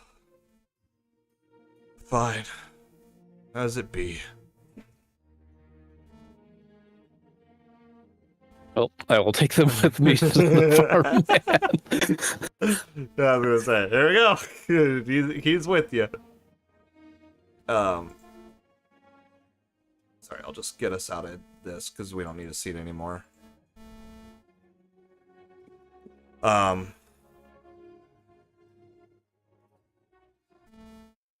So when I pull up a scene like this, can the rest of you see it, or is it just a black screen as well? Mine's just flat gray. But I did give that like warning that it might not be working again. Okay. This is black screen. I see picture. So no one else can see anything. Okay. Peter, are you there? Mm-hmm. Can you see anything? Yes. Black screen. Black. Interesting. Throw his token on the board. Black is different than gray. How about now? Anything? Negative. Black screen. Okay, Nothing how about changed. now? Oh wait, there's green. Now I see some green. Okay. There we go. All right. I'll deal with that later for y'all. All right. So you take the bandit leader, and of course, on the way back to the farm, it's like, please, you have to understand. There's only 5 of us. And he won't rest until either I'm killed or I'm stripped of every last thing I have on my body. And I gotta say, I don't have anything at all. Just let me go. Just give him You have that your hands, do necklace. you not? You can do labor. It will work out fine. Fine. You guys get back to Teanak. Well, I'm surprised it's just a bunch of bandits, the idiots. Indeed. They feel much regret over their actions. They were hungry and ate the cows. But we have a way to work this out. They work for you until their debt is paid. You feed them a little so they don't die while working for you. Everyone wins. Well, I guess that's good enough for me. I'm just glad it wasn't anything more serious. I was worried we were gonna have to move homes. But yeah, I'll take a couple of field hands for a little bit. A couple of cows. Should only be a few days worth of work. Ain't nothing much. Well, if you want to give me that piece of paper, I'll sign off for you, and you can collect your gold from your guild there, and we'll call this a deal done. It's a good deal. I'll pass on the paper. All right, and he signs it, hands it back to you. Well, good luck on whatever else you have going for you. I'll see you later. Noel to pat the bandit on the head. See? You can make money with your hands. You got ways. He just looks at you with a grimace. Ugh. Thanks, I guess. Better than death. Honest day's work will do you good. Zan is sitting waiting for you in the carriage, of course. No need to look so dour, elf. Let's move. And you guys ride off along the roads, getting closer to night, and you're probably about roughly 2 hours. It's getting nighttime. You're about 2 hours out from the last city before crossing country into Hyde Summit, or to Heidi. Either you can camp there for the night, or if you want to try to stretch it and make it all the way to the last town, it's up to you. The roads are pretty quiet. Yeah, fuck it, we'll stretch it. Okay. There you go, Tony. We definitely haven't had any problems with weather so None far. whatsoever. So you should be okay. So you and Zan, it's getting probably closer to 1, 2 in the morning, and you do eventually get out to one side of this little town. And yeah, sure enough, everything's dead quiet. There's nothing going on anywhere as far as you can tell.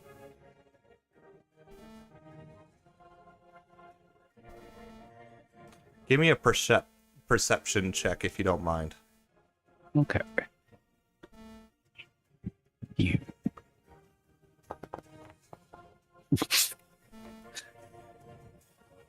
13.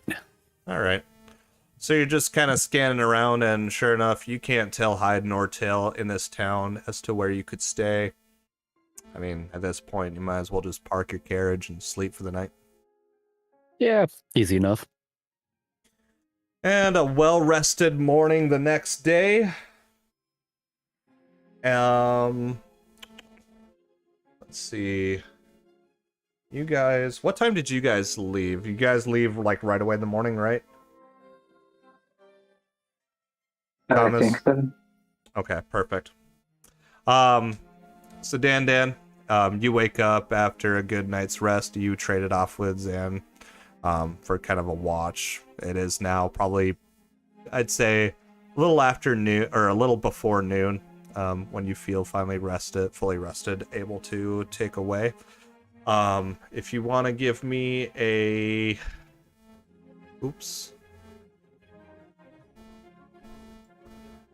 Let's drop you down here so you can at least do a roll for yourself. A survival check to make sure you stay on the right road.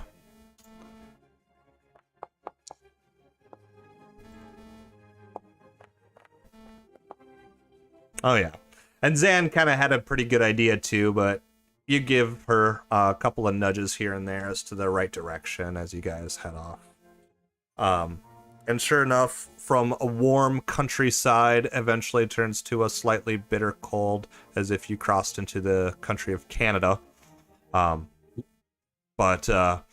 temperatures starting to drop down. You find it eventually appropriate to bust out your winter clothes if you should so see fit. Absolutely. Perfect. At the same time, Zan kind of pops on her cold winter clothes as well. Probably just sleep naked. I'm pretty sure you'll be fine. Sorry, I'm trying to wrap this up as fast as I can for you guys. But yeah, several hours pass, and it's probably getting late night. You know that you keep on the road as is, you're eventually going to have to stop and make a camp, probably about 4 to 5 hours out from Heidi's Heidi Summit. But roll a perception for me if you don't mind.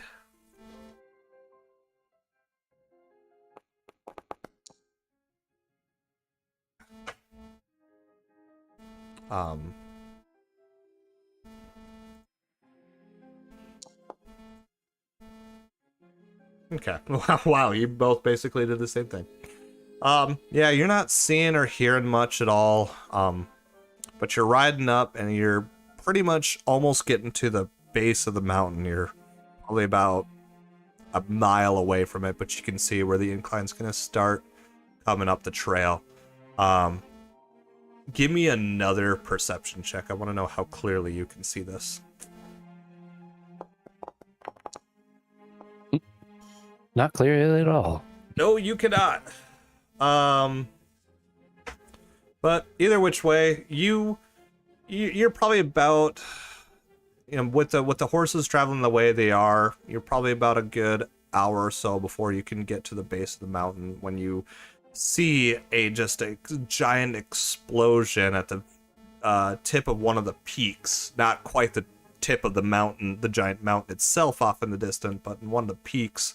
And just an avalanche of snow just comes pillowing down the trail that you, the only trail that leads you around the safest way around the mountain. Actually, give me a survival check, just to be sure.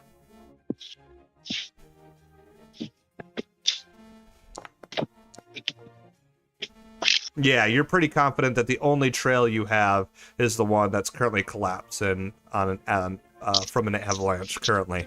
You can't see much, but suddenly a cascade of snow and ice just decimates this little mountainside as all the snow rolls through, and you don't hear anything, you don't see anything, you just cool, an avalanche. What is your fortitude? Plus Or 10? not fortitude, will save. Plus 6. Plus 6. Alright, well, you're fine. You were not intimidated by the avalanche crashing down on you. But yeah, you guys stop to appreciate it for a moment.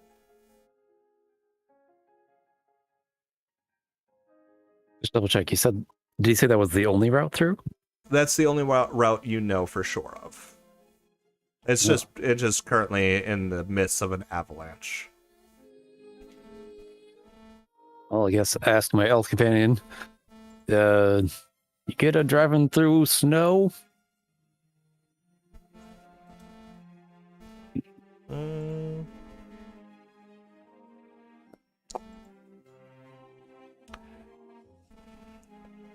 She won't lie. She's not the most confident. She knows that the avalanche itself could make it a very difficult ride up the mountains. It might be best to camp at that spot for the night. Yeah, sure, we'll do that. Okay. We are now finally caught up to the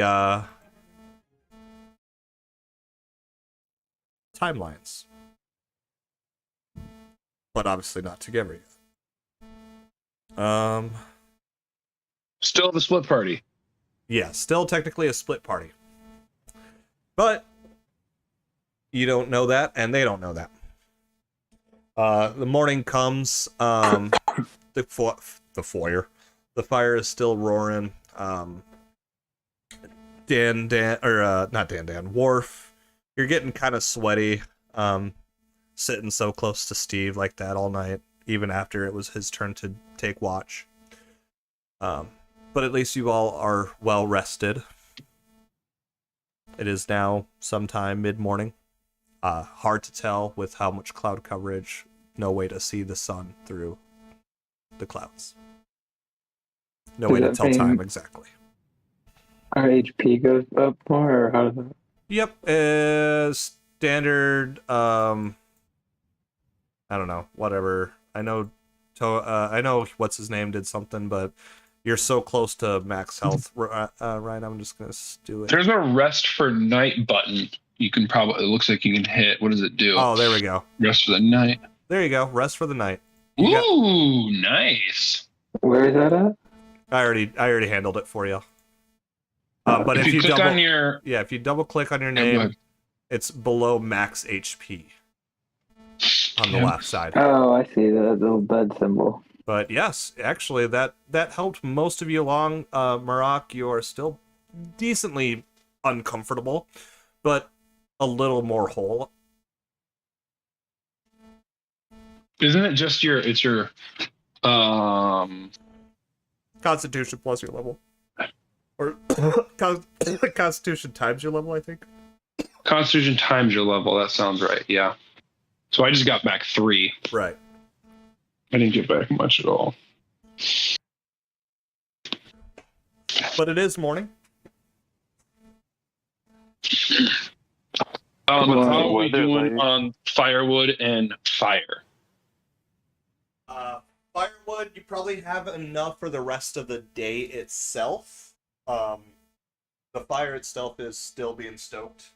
Each of you stoked it throughout the night while you were taking your subsequent watches.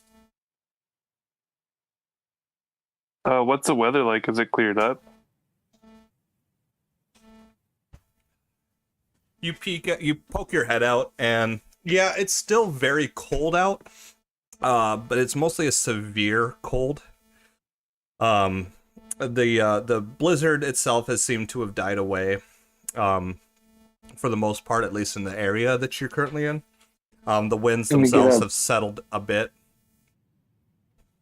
Can we get our bearings then? Yeah, that's what I was gonna ask.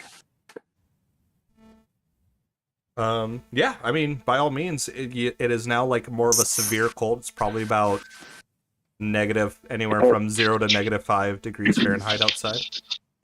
Is that survival to figure out where?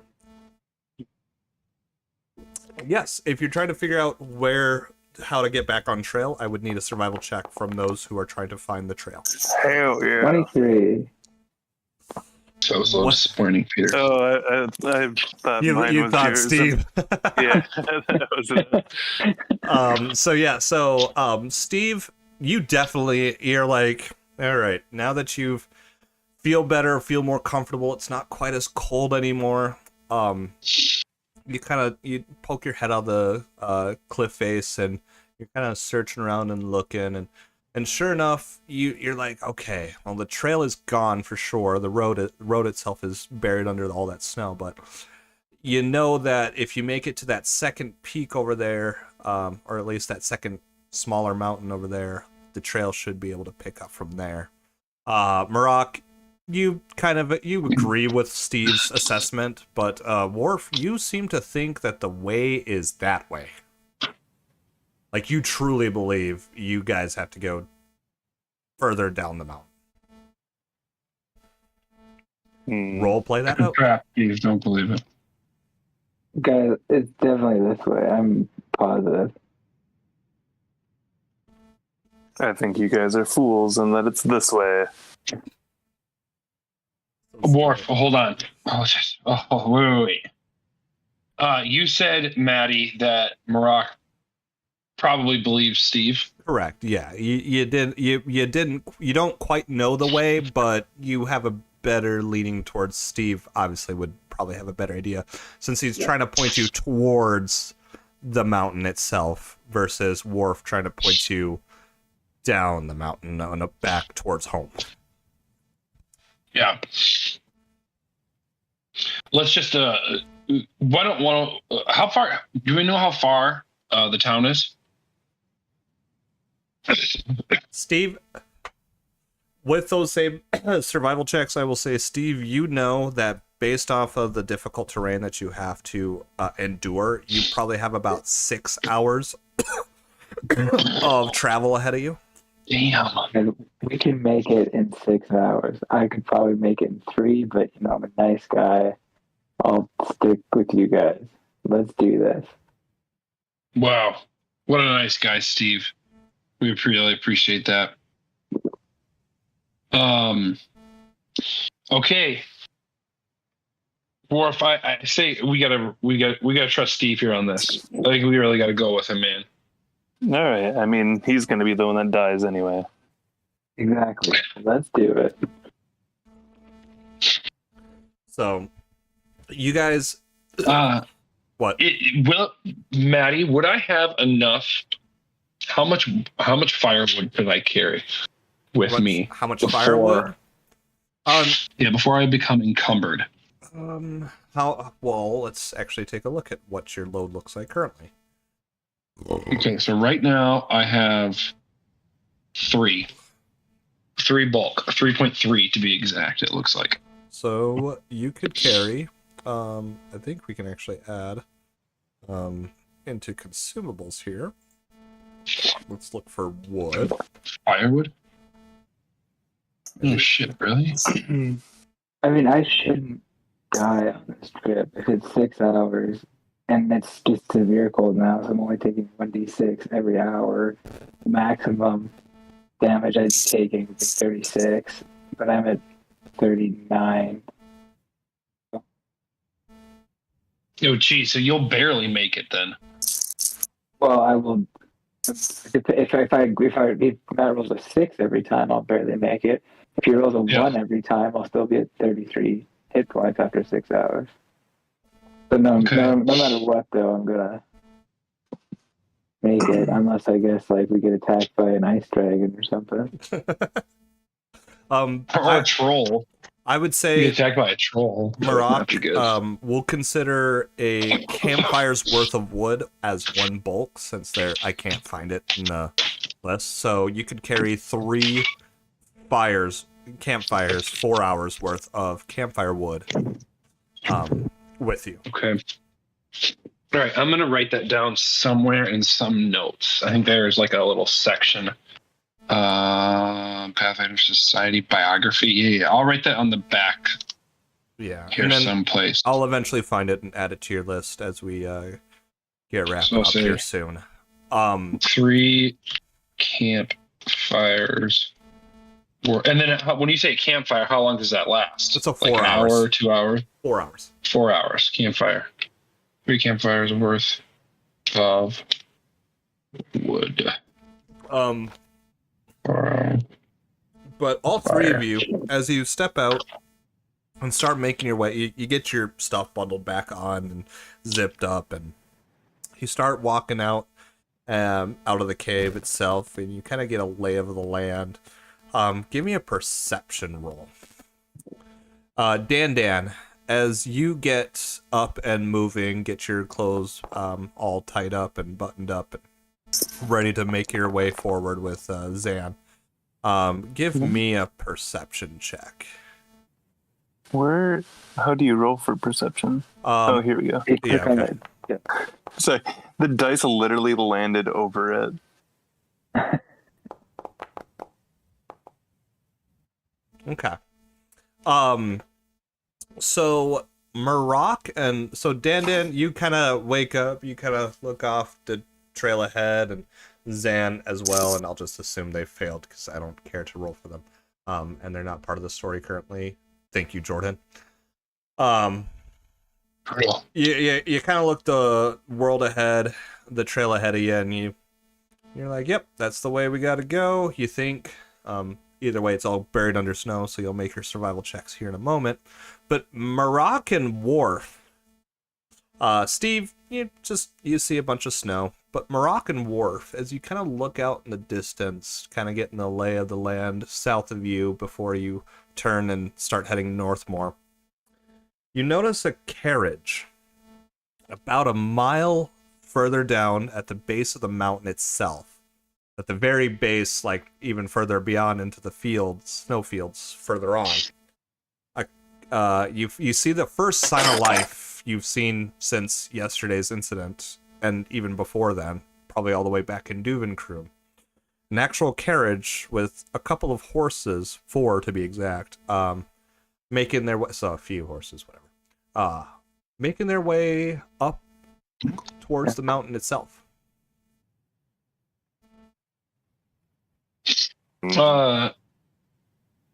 Is it heading towards us or away from us? Okay, yes, you definitely can. I mean, the horses are pointed your direction, so yes, it looks like they're coming towards y'all. They're probably about a half hour out with how far they are out, but they are coming closer to you all.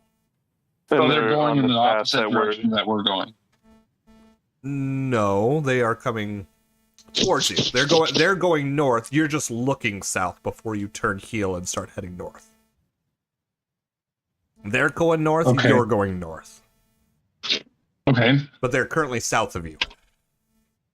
This is a bold idea, boys, but if we're not 100% certain where we're going, would be wise for us to head towards that caravan and see if we can either A, get help in direction, or B, get a ride. Yeah, I agree with you, Worf. Yeah, we should at the very least, because we can at least get out of this cold and help us out. Or hurt you. Let's just be really, really careful here.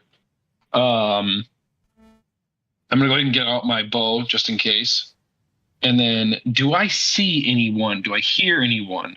To hunt prey, all I have to do is hear someone. They are a mile out. Mile out. Okay. can- all right. So you not can able bear- to hear anyone. Yeah, you can barely make sight of them. It's just luckily you have that stretch of horizon so clear that you could make them out. Okay. But yeah, you definitely are then- not able to hear them. Okay. Then. Yeah. Let's start moving closer, and then Maddie, can we? I don't know if sneaking is going to be the best option at this point because of how sneaking will slow way the fuck down. Let's just keep walking. I'm not going to sneak, just in case. I don't want to slow things down for Ryan. Okay. Ryan, anything you were going to do special about it? Or Worf, anything special you were going to do about approaching this strange carriage on their way to you? No, I'm trusting them. Yeah. Can I say, Matt, like once I get into like combat range, that I want to reassess and Okay. Well, probably about 25 minutes pass then at that point before they're hundreds of feet from you. Oh, weird. Dan, now that of course these strangers are much closer, let me get a perception check from you again to see. It is very white and there is still snow falling, though not a great many amount. You're still unable to see these strangers in the distance, so you pay no mind to anything about to happen to you. I will assume Zan is too busy worrying about getting the horses through the snow-covered field to even look up and around. But once it gets a lot closer, Worf, Steve, and Merrick, go ahead and make those perception checks as the carriage gets closer, either as initiating initiative or just trying to see what you're dealing with. I'm gonna just see what I'm dealing with first. Wow, terrible. Marak, you kind of look down and you don't see anything in there. What you do see does look rather hostile. These aren't your normal day-to-day merchants that are riding up. They are well-equipped mercenaries, possibly bandits. So maybe or maybe not, that might put you on your toes. But Steve and Worf, as these guys get closer, about probably 100 feet away from you now, you see Dan and a stranger. Hey, Dan. I'm gonna wave wildly. Dan, at this point, I won't need a perception check from you because they're not that far from you, but you do see a dwarf waving wildly at you. And an elf also kind of... Hey, I think I recognize those fools. We'll wave back. Marak, the mercenary bandit like passenger, is also waving at your friends. I see that my friend's waving at her at the mercenary, and also saying something along the lines of Dan. Oh, what? That's Dan? No way, guys. Sure enough, the carriage comes to a halt as Zan puts down the reins, and Dan and the party, you are all back together. We did it. I'm gonna tickle Dan. Back together, and it feels so good. You look conspicuously short one carriage wagon. What? Me personally? The group. The guildmaster said if we brought the wagon back, they'd upgrade us into owning this fine carriage or something of the nature. Well, It's here somewhere. Just understand. yeah, Mary sent it back. So this is now our Waracan. Part 2. I don't think the guildmaster will agree, but whatever. So wasn't there one more? Wait, we got a new carriage.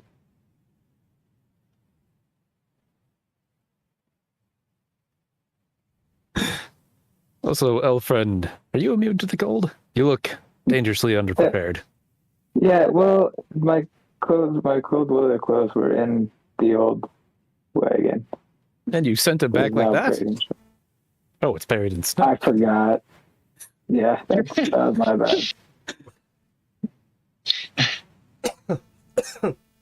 Did I roll deception for that? No, I mean, you can't, so...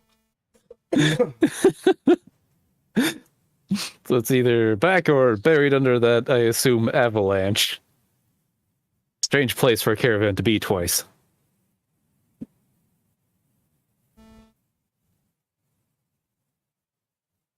The weather can we doesn't ride really- with you? Oh, goodness, of course you can. Yeah, thank you. I'm going to go inside. More fun. I guess, is the carriage weatherproof enough so he's fine? Yes, inside the carriage, it's warm enough that it's no longer a severe cold to Steve. Okay. Can we all go ahead and get in? Yeah, it seats up to 4 passengers. Okay. Who's driving? The Well, elf. Zan is currently manning the reins, unless anybody else wants to instead. Does Zan? I go up to Zan. How good are you at handling these animals? I have a +6 to nature, Well, because I can't Let me role play tell for you. Jordan, let me tell you. let me tell you this: I have only not crashed our Waracan ever. Was it me who crashed it the last time? That was I me. feel like it was Thomas. I think that was Dan. No, I was. When I managed to score a 0 to cruised drive the it. cart. Yeah. Oh, okay. Yeah, he has a The second we got it. -1 to nature. I look at this lady driver and go, "Don't worry, I'm really really good at driving. Let me take the reins. I'll show you how it's done." Oh. And So be it. I kind of take my little feathers and I kind of like flick my hands out and go, "I got this." Grab that thing and here's my nature check for you, Maddie. You ready for this? Depends. Pause for a moment before I'm you roll pausing. that. I have to click something. I haven't clicked it yet. Because we started early, do we want to keep going? How are you all feeling? I work fine. early, so I don't want to go super late. But I don't mind going a little bit longer. Okay. How much more do you got, Matt? Will it be weird for us to kind of stop here since we're all kind of together now? Well, no, it's just I got weeks worth of stuff to go through, so don't worry about it. I could do a week straight. Over I gotta be at work and stuff. But I mean, it's not. That's like I said, it's a wellness check. So if everybody can keep going, I definitely have plenty more to go. Let's say, can we be done around 11:30? So that's what I was gonna say. That'd be perfect. Okay, yeah. Then, Okay. but yeah. So go ahead and roll that. 2.5 more hours? Yes, Ryan. 2.5 more hours. Ooh, just barely. All right. So you take those reins and you. And you're able to kind of get the party boat rolling a little bit through the snow and blizzard.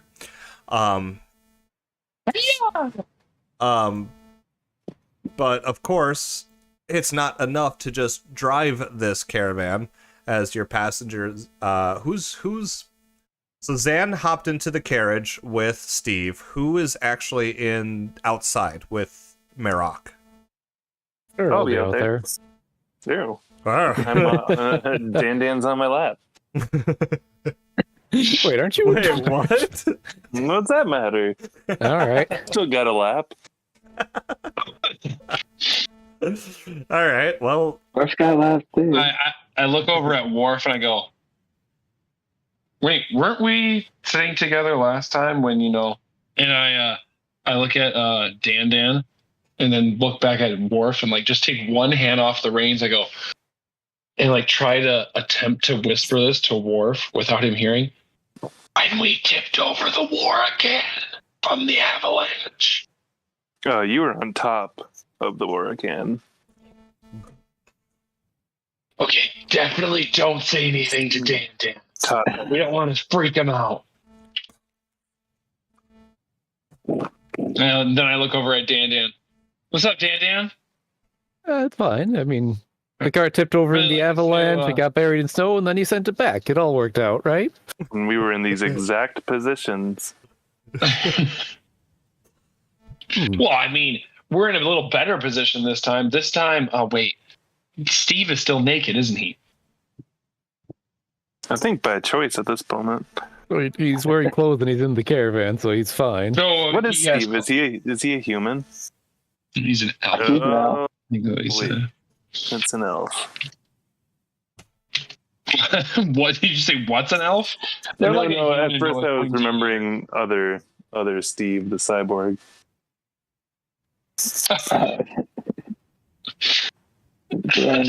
That's right. I really wish I could have played that. I had this whole big speech planned about when I would be able to be working with the general the whole time, that I was going to reveal to you all that I was actually an android and not a human. It was a very big shock to you all. I knew that the whole time. But all right. So those who are outside. Also, yes, that would have been great, Ryan. But those of you who are outside, let me get some survival checks. Let's see if you all know where you're even going now that the road is kind of blocked off. Because you're just driving up through this avalanche of snow. Is this considered sense direction or tracking? Yeah, it's May essentially. I use a hero point on that? Yes, you may. You kind of lick your finger, you hold it up in the sky, and you're like, wait. Yeah, it's much better. I mean, it's not great, but it's better.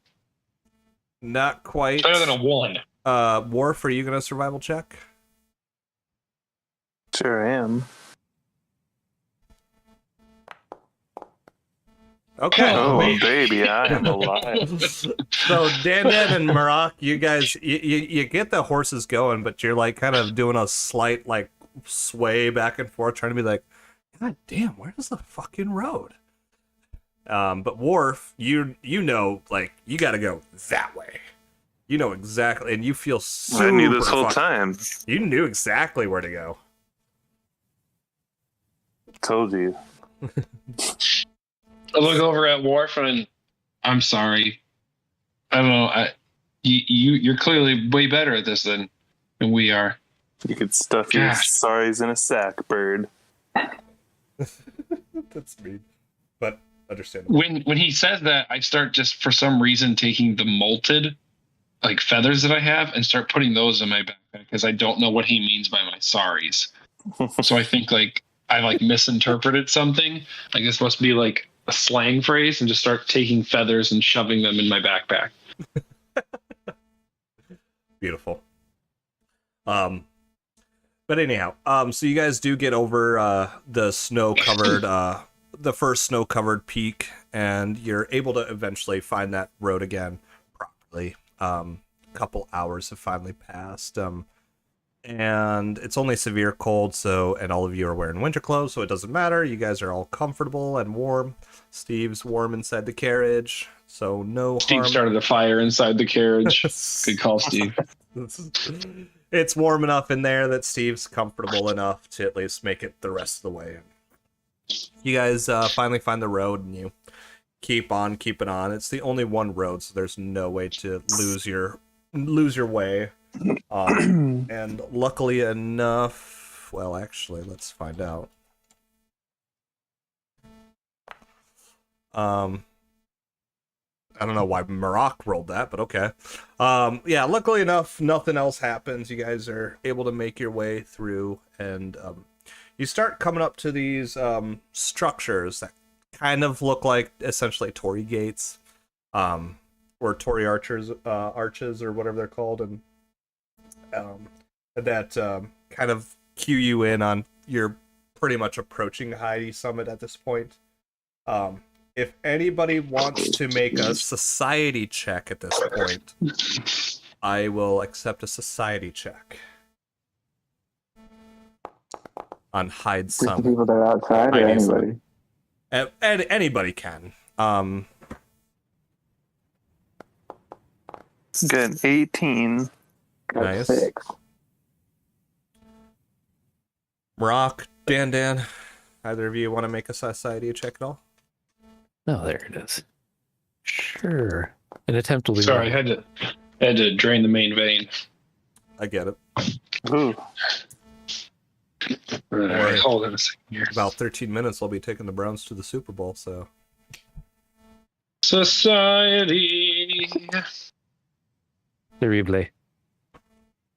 All right, so Worf and Maroc, Dan, it's Heidi Summit, and Steve, you don't care. But Maroc and Dan, you guys know. So essentially, as you're climbing the steps, getting closer to Heidi Summit, you kind of recalling knowledge from your past travels and past adventures. That and past learnings essentially of Heidi Summit, and what you remember of it is essentially a very socialism economy, where everybody shares in each other's bounties. The country of Heidi consists mostly of dwarves and humans. Most of the citizens are very against outsiders, so basically what you experience in Duvenkroon, but dialed to 11. Nice. Because they feel that only the indigenous families are deserving to walk the sacred Mount Heidi. With that being said, of course, then, obviously, import and export are nearly non-existent. So there's very, very, very few merchants that would travel these roads. The tribes or clansmen that are inside of Hyde Summit are almost always found in the main hall or keep of the town, as they are very social amongst their own. Any outsiders looking to find respite in Heidi Summit would definitely want to seek out Chief Masayoshi, for only on his word would outsiders be granted civility from the other denizens. Essentially, only on his... If I remember correctly, with Master Yoshi, he has these confirmed sightings of this Kang Admi creatures, and I mean, he's your contact for sure either way. So Okay. so obviously you know like do we know anything about these creatures? you don't know what a King Admi is, no. But we just know from the name that it sounds badass and scary. Right. If you really what Can I roll? I've got a bunch of lore, Maddie. what lore do you have? You name it, I got it. I actually got them all. I got Arcana. I've got No, what kind of Legal, Tengu. I've got Nature, Occultism, Religion, Society. And Religion I am a expert in. no. Can you say what lore does he have? So it's more of a language. So lore. the problem is it's more of a language barrier. What is language near mostly under society? Oh, yeah, but I've got a bunch of languages. So What's your languages I languages? know: Common, Tengu, Necril, Nope. Sylvan, and Draconic. Sylvan, I'll give you if you can give me a really good society check. Society. Stay the hell away from me. That's not the line, is it? No, I just switched it to gravity. Yeah. Yeah, I feel like we've done this before. God damn it. Okay, yeah, Stay no. the hell away from me. I already wasted my hero point. So, the King Admi, I will give you this because of how many plethora of lore and knowledge you have in general, Marok, is essentially King Admi is a term. It's in a language that, while it technically would be under common or commoner language, it's actually like its own dialect or own speech amongst common. It's not a language. It's a language that's essentially shared by the citizens of Heidi and Heidi Summit, especially. So while the creature itself would be called something else in common, some of the words would share amongst different languages like Sylvan or even possibly Elven or Dwarven, to say the least. But it's a name for a creature you don't know. It's not itself another creature altogether. But this culture, the Heidi Summit culture, has named it the King Admi. I just need to figure out what the actual name for the creature is. Right. You know in your plethora of languages that it is a word that other languages would use to call a creature that you know already exists. You just can't recall that specific creature. Let's put it that way. So it is the name for a creature that exists. You don't know what it is. Would I be able to know what it is? In Elven, I've got Elven, I've got Gnomish, and Draconic. Gnomish and Elven, yes. If you want to go ahead and give me a society check, mind you, it has to be a really high society check. Wait, I have one language. Can I give it a try? What language do you have? Jotun. Is it 22 high enough? Jotun would not count. No. I'm counting Sylvan, Elven, Dwarven, and Gnomish. Steve, without in fact, I'm gonna text it to you, Steve. And it's because you're in the carriage right now, away from your actual party members.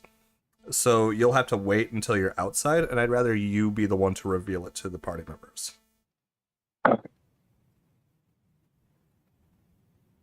Thomas, society, you're a crazy breed. I hope you're not lonely without me. Society, crazy indeed. I hope you're not lonely without me. There it is. Beautiful. Just look it up. Let's go ahead. Stay the hell away from me. No, I can't stop singing that line. Is this revealing to you guys? It should be on a new map. I don't see any wieners, so I don't feel anything. Mine's just doing the 98% load thing again. Okay, it'll come. It's Bam. Well, I have an image. It's not a map. Well, that's fine. No, that's what I want. I want a map image. Okay.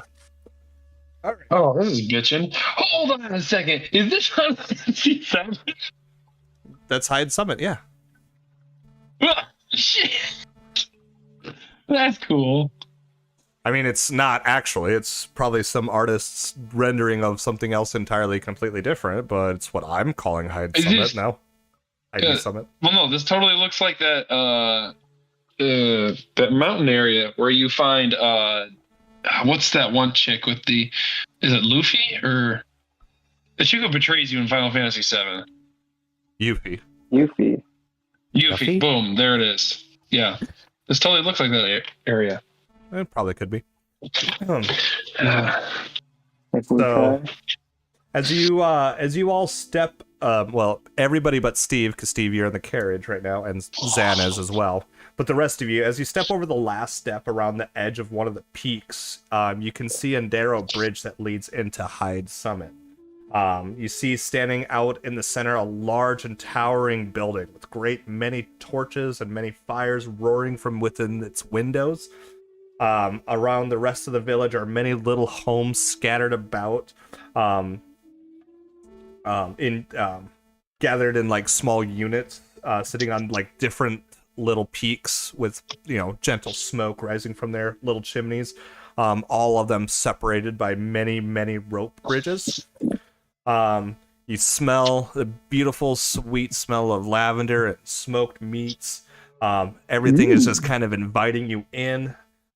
You see only a few civilians. I mean, maybe a couple of people compared to what you would typically see in a city as big as this one looks.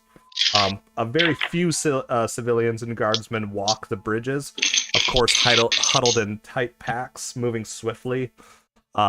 Obviously, because it is still very bitterly cold, and getting even colder as you get higher and higher into the mountains, of course. Not quite extreme or extreme cold yet, but still severe. But of course, Marok and Worf, as you both know, this city or this village, town, whatever, definitely won't be too inviting for you. In fact, as you're coming up to the bridge that leads you straight into Hyde Summit's main town hall, guild hall, keep, whatever you would like to call it, you see a couple of guards that are starting to approach you. They haven't called you out quite yet, as you're just coming around the bend currently. But you know you'll eventually cross paths. Maybe you guys should talk to these guys. I'm really not the best at talking.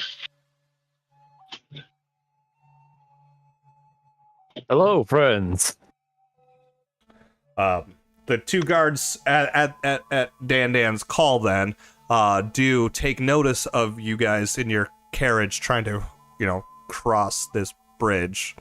And the guards will start pulling their spears up more into a rather hostile way. What are you non-Banjin doing here? We're here on adventurer's business to slay a foul beast. Am I guess. hanging outside of the caravan now? We all kind of. You're still in the carriage. The carriage has since stopped, though, Steve. Can I come? Yeah, you One can. of the things the guild gave us was like the emblem or whatever, right? Yes, you got a badge, and the your badge. and the paper. Oh well, you have a copy now yourself, but you do have a paper with Chief Masayoshi's seal, requesting assistance. I will present them the badge and the paper with the seal. Let me see that. And he kind of pulls it aggressively out of your hands and almost tearing it with how much force. The other guard kind of looks at you all and hop down out of your carriage immediately. Matt, whichever one is like barking orders at us, that's the one I'm going to hunt prey on. Just as a precaution. Okay, sounds good. Looks at it, and the chief would never have outsiders deal with Heidi problems. This is forgery of the highest dishonor. You will follow us immediately, so that Chief Masayoshi may size you up and see what blasphemers like you deserve for tarnishing our sacred mountain. Well, So as they say that, I take my elbow and I jab it into Worf and I go, "Oh no! They're taking us to Master Yoshi! dang it, that is exactly not what we wanted to have happen. And I look over at him and just give him the biggest like wink with one eye. The other guard will look at you and say, "Your humor is not appeasing." I wasn't being humorous. They read the And I look note. over at Worf, and then I do it again. So the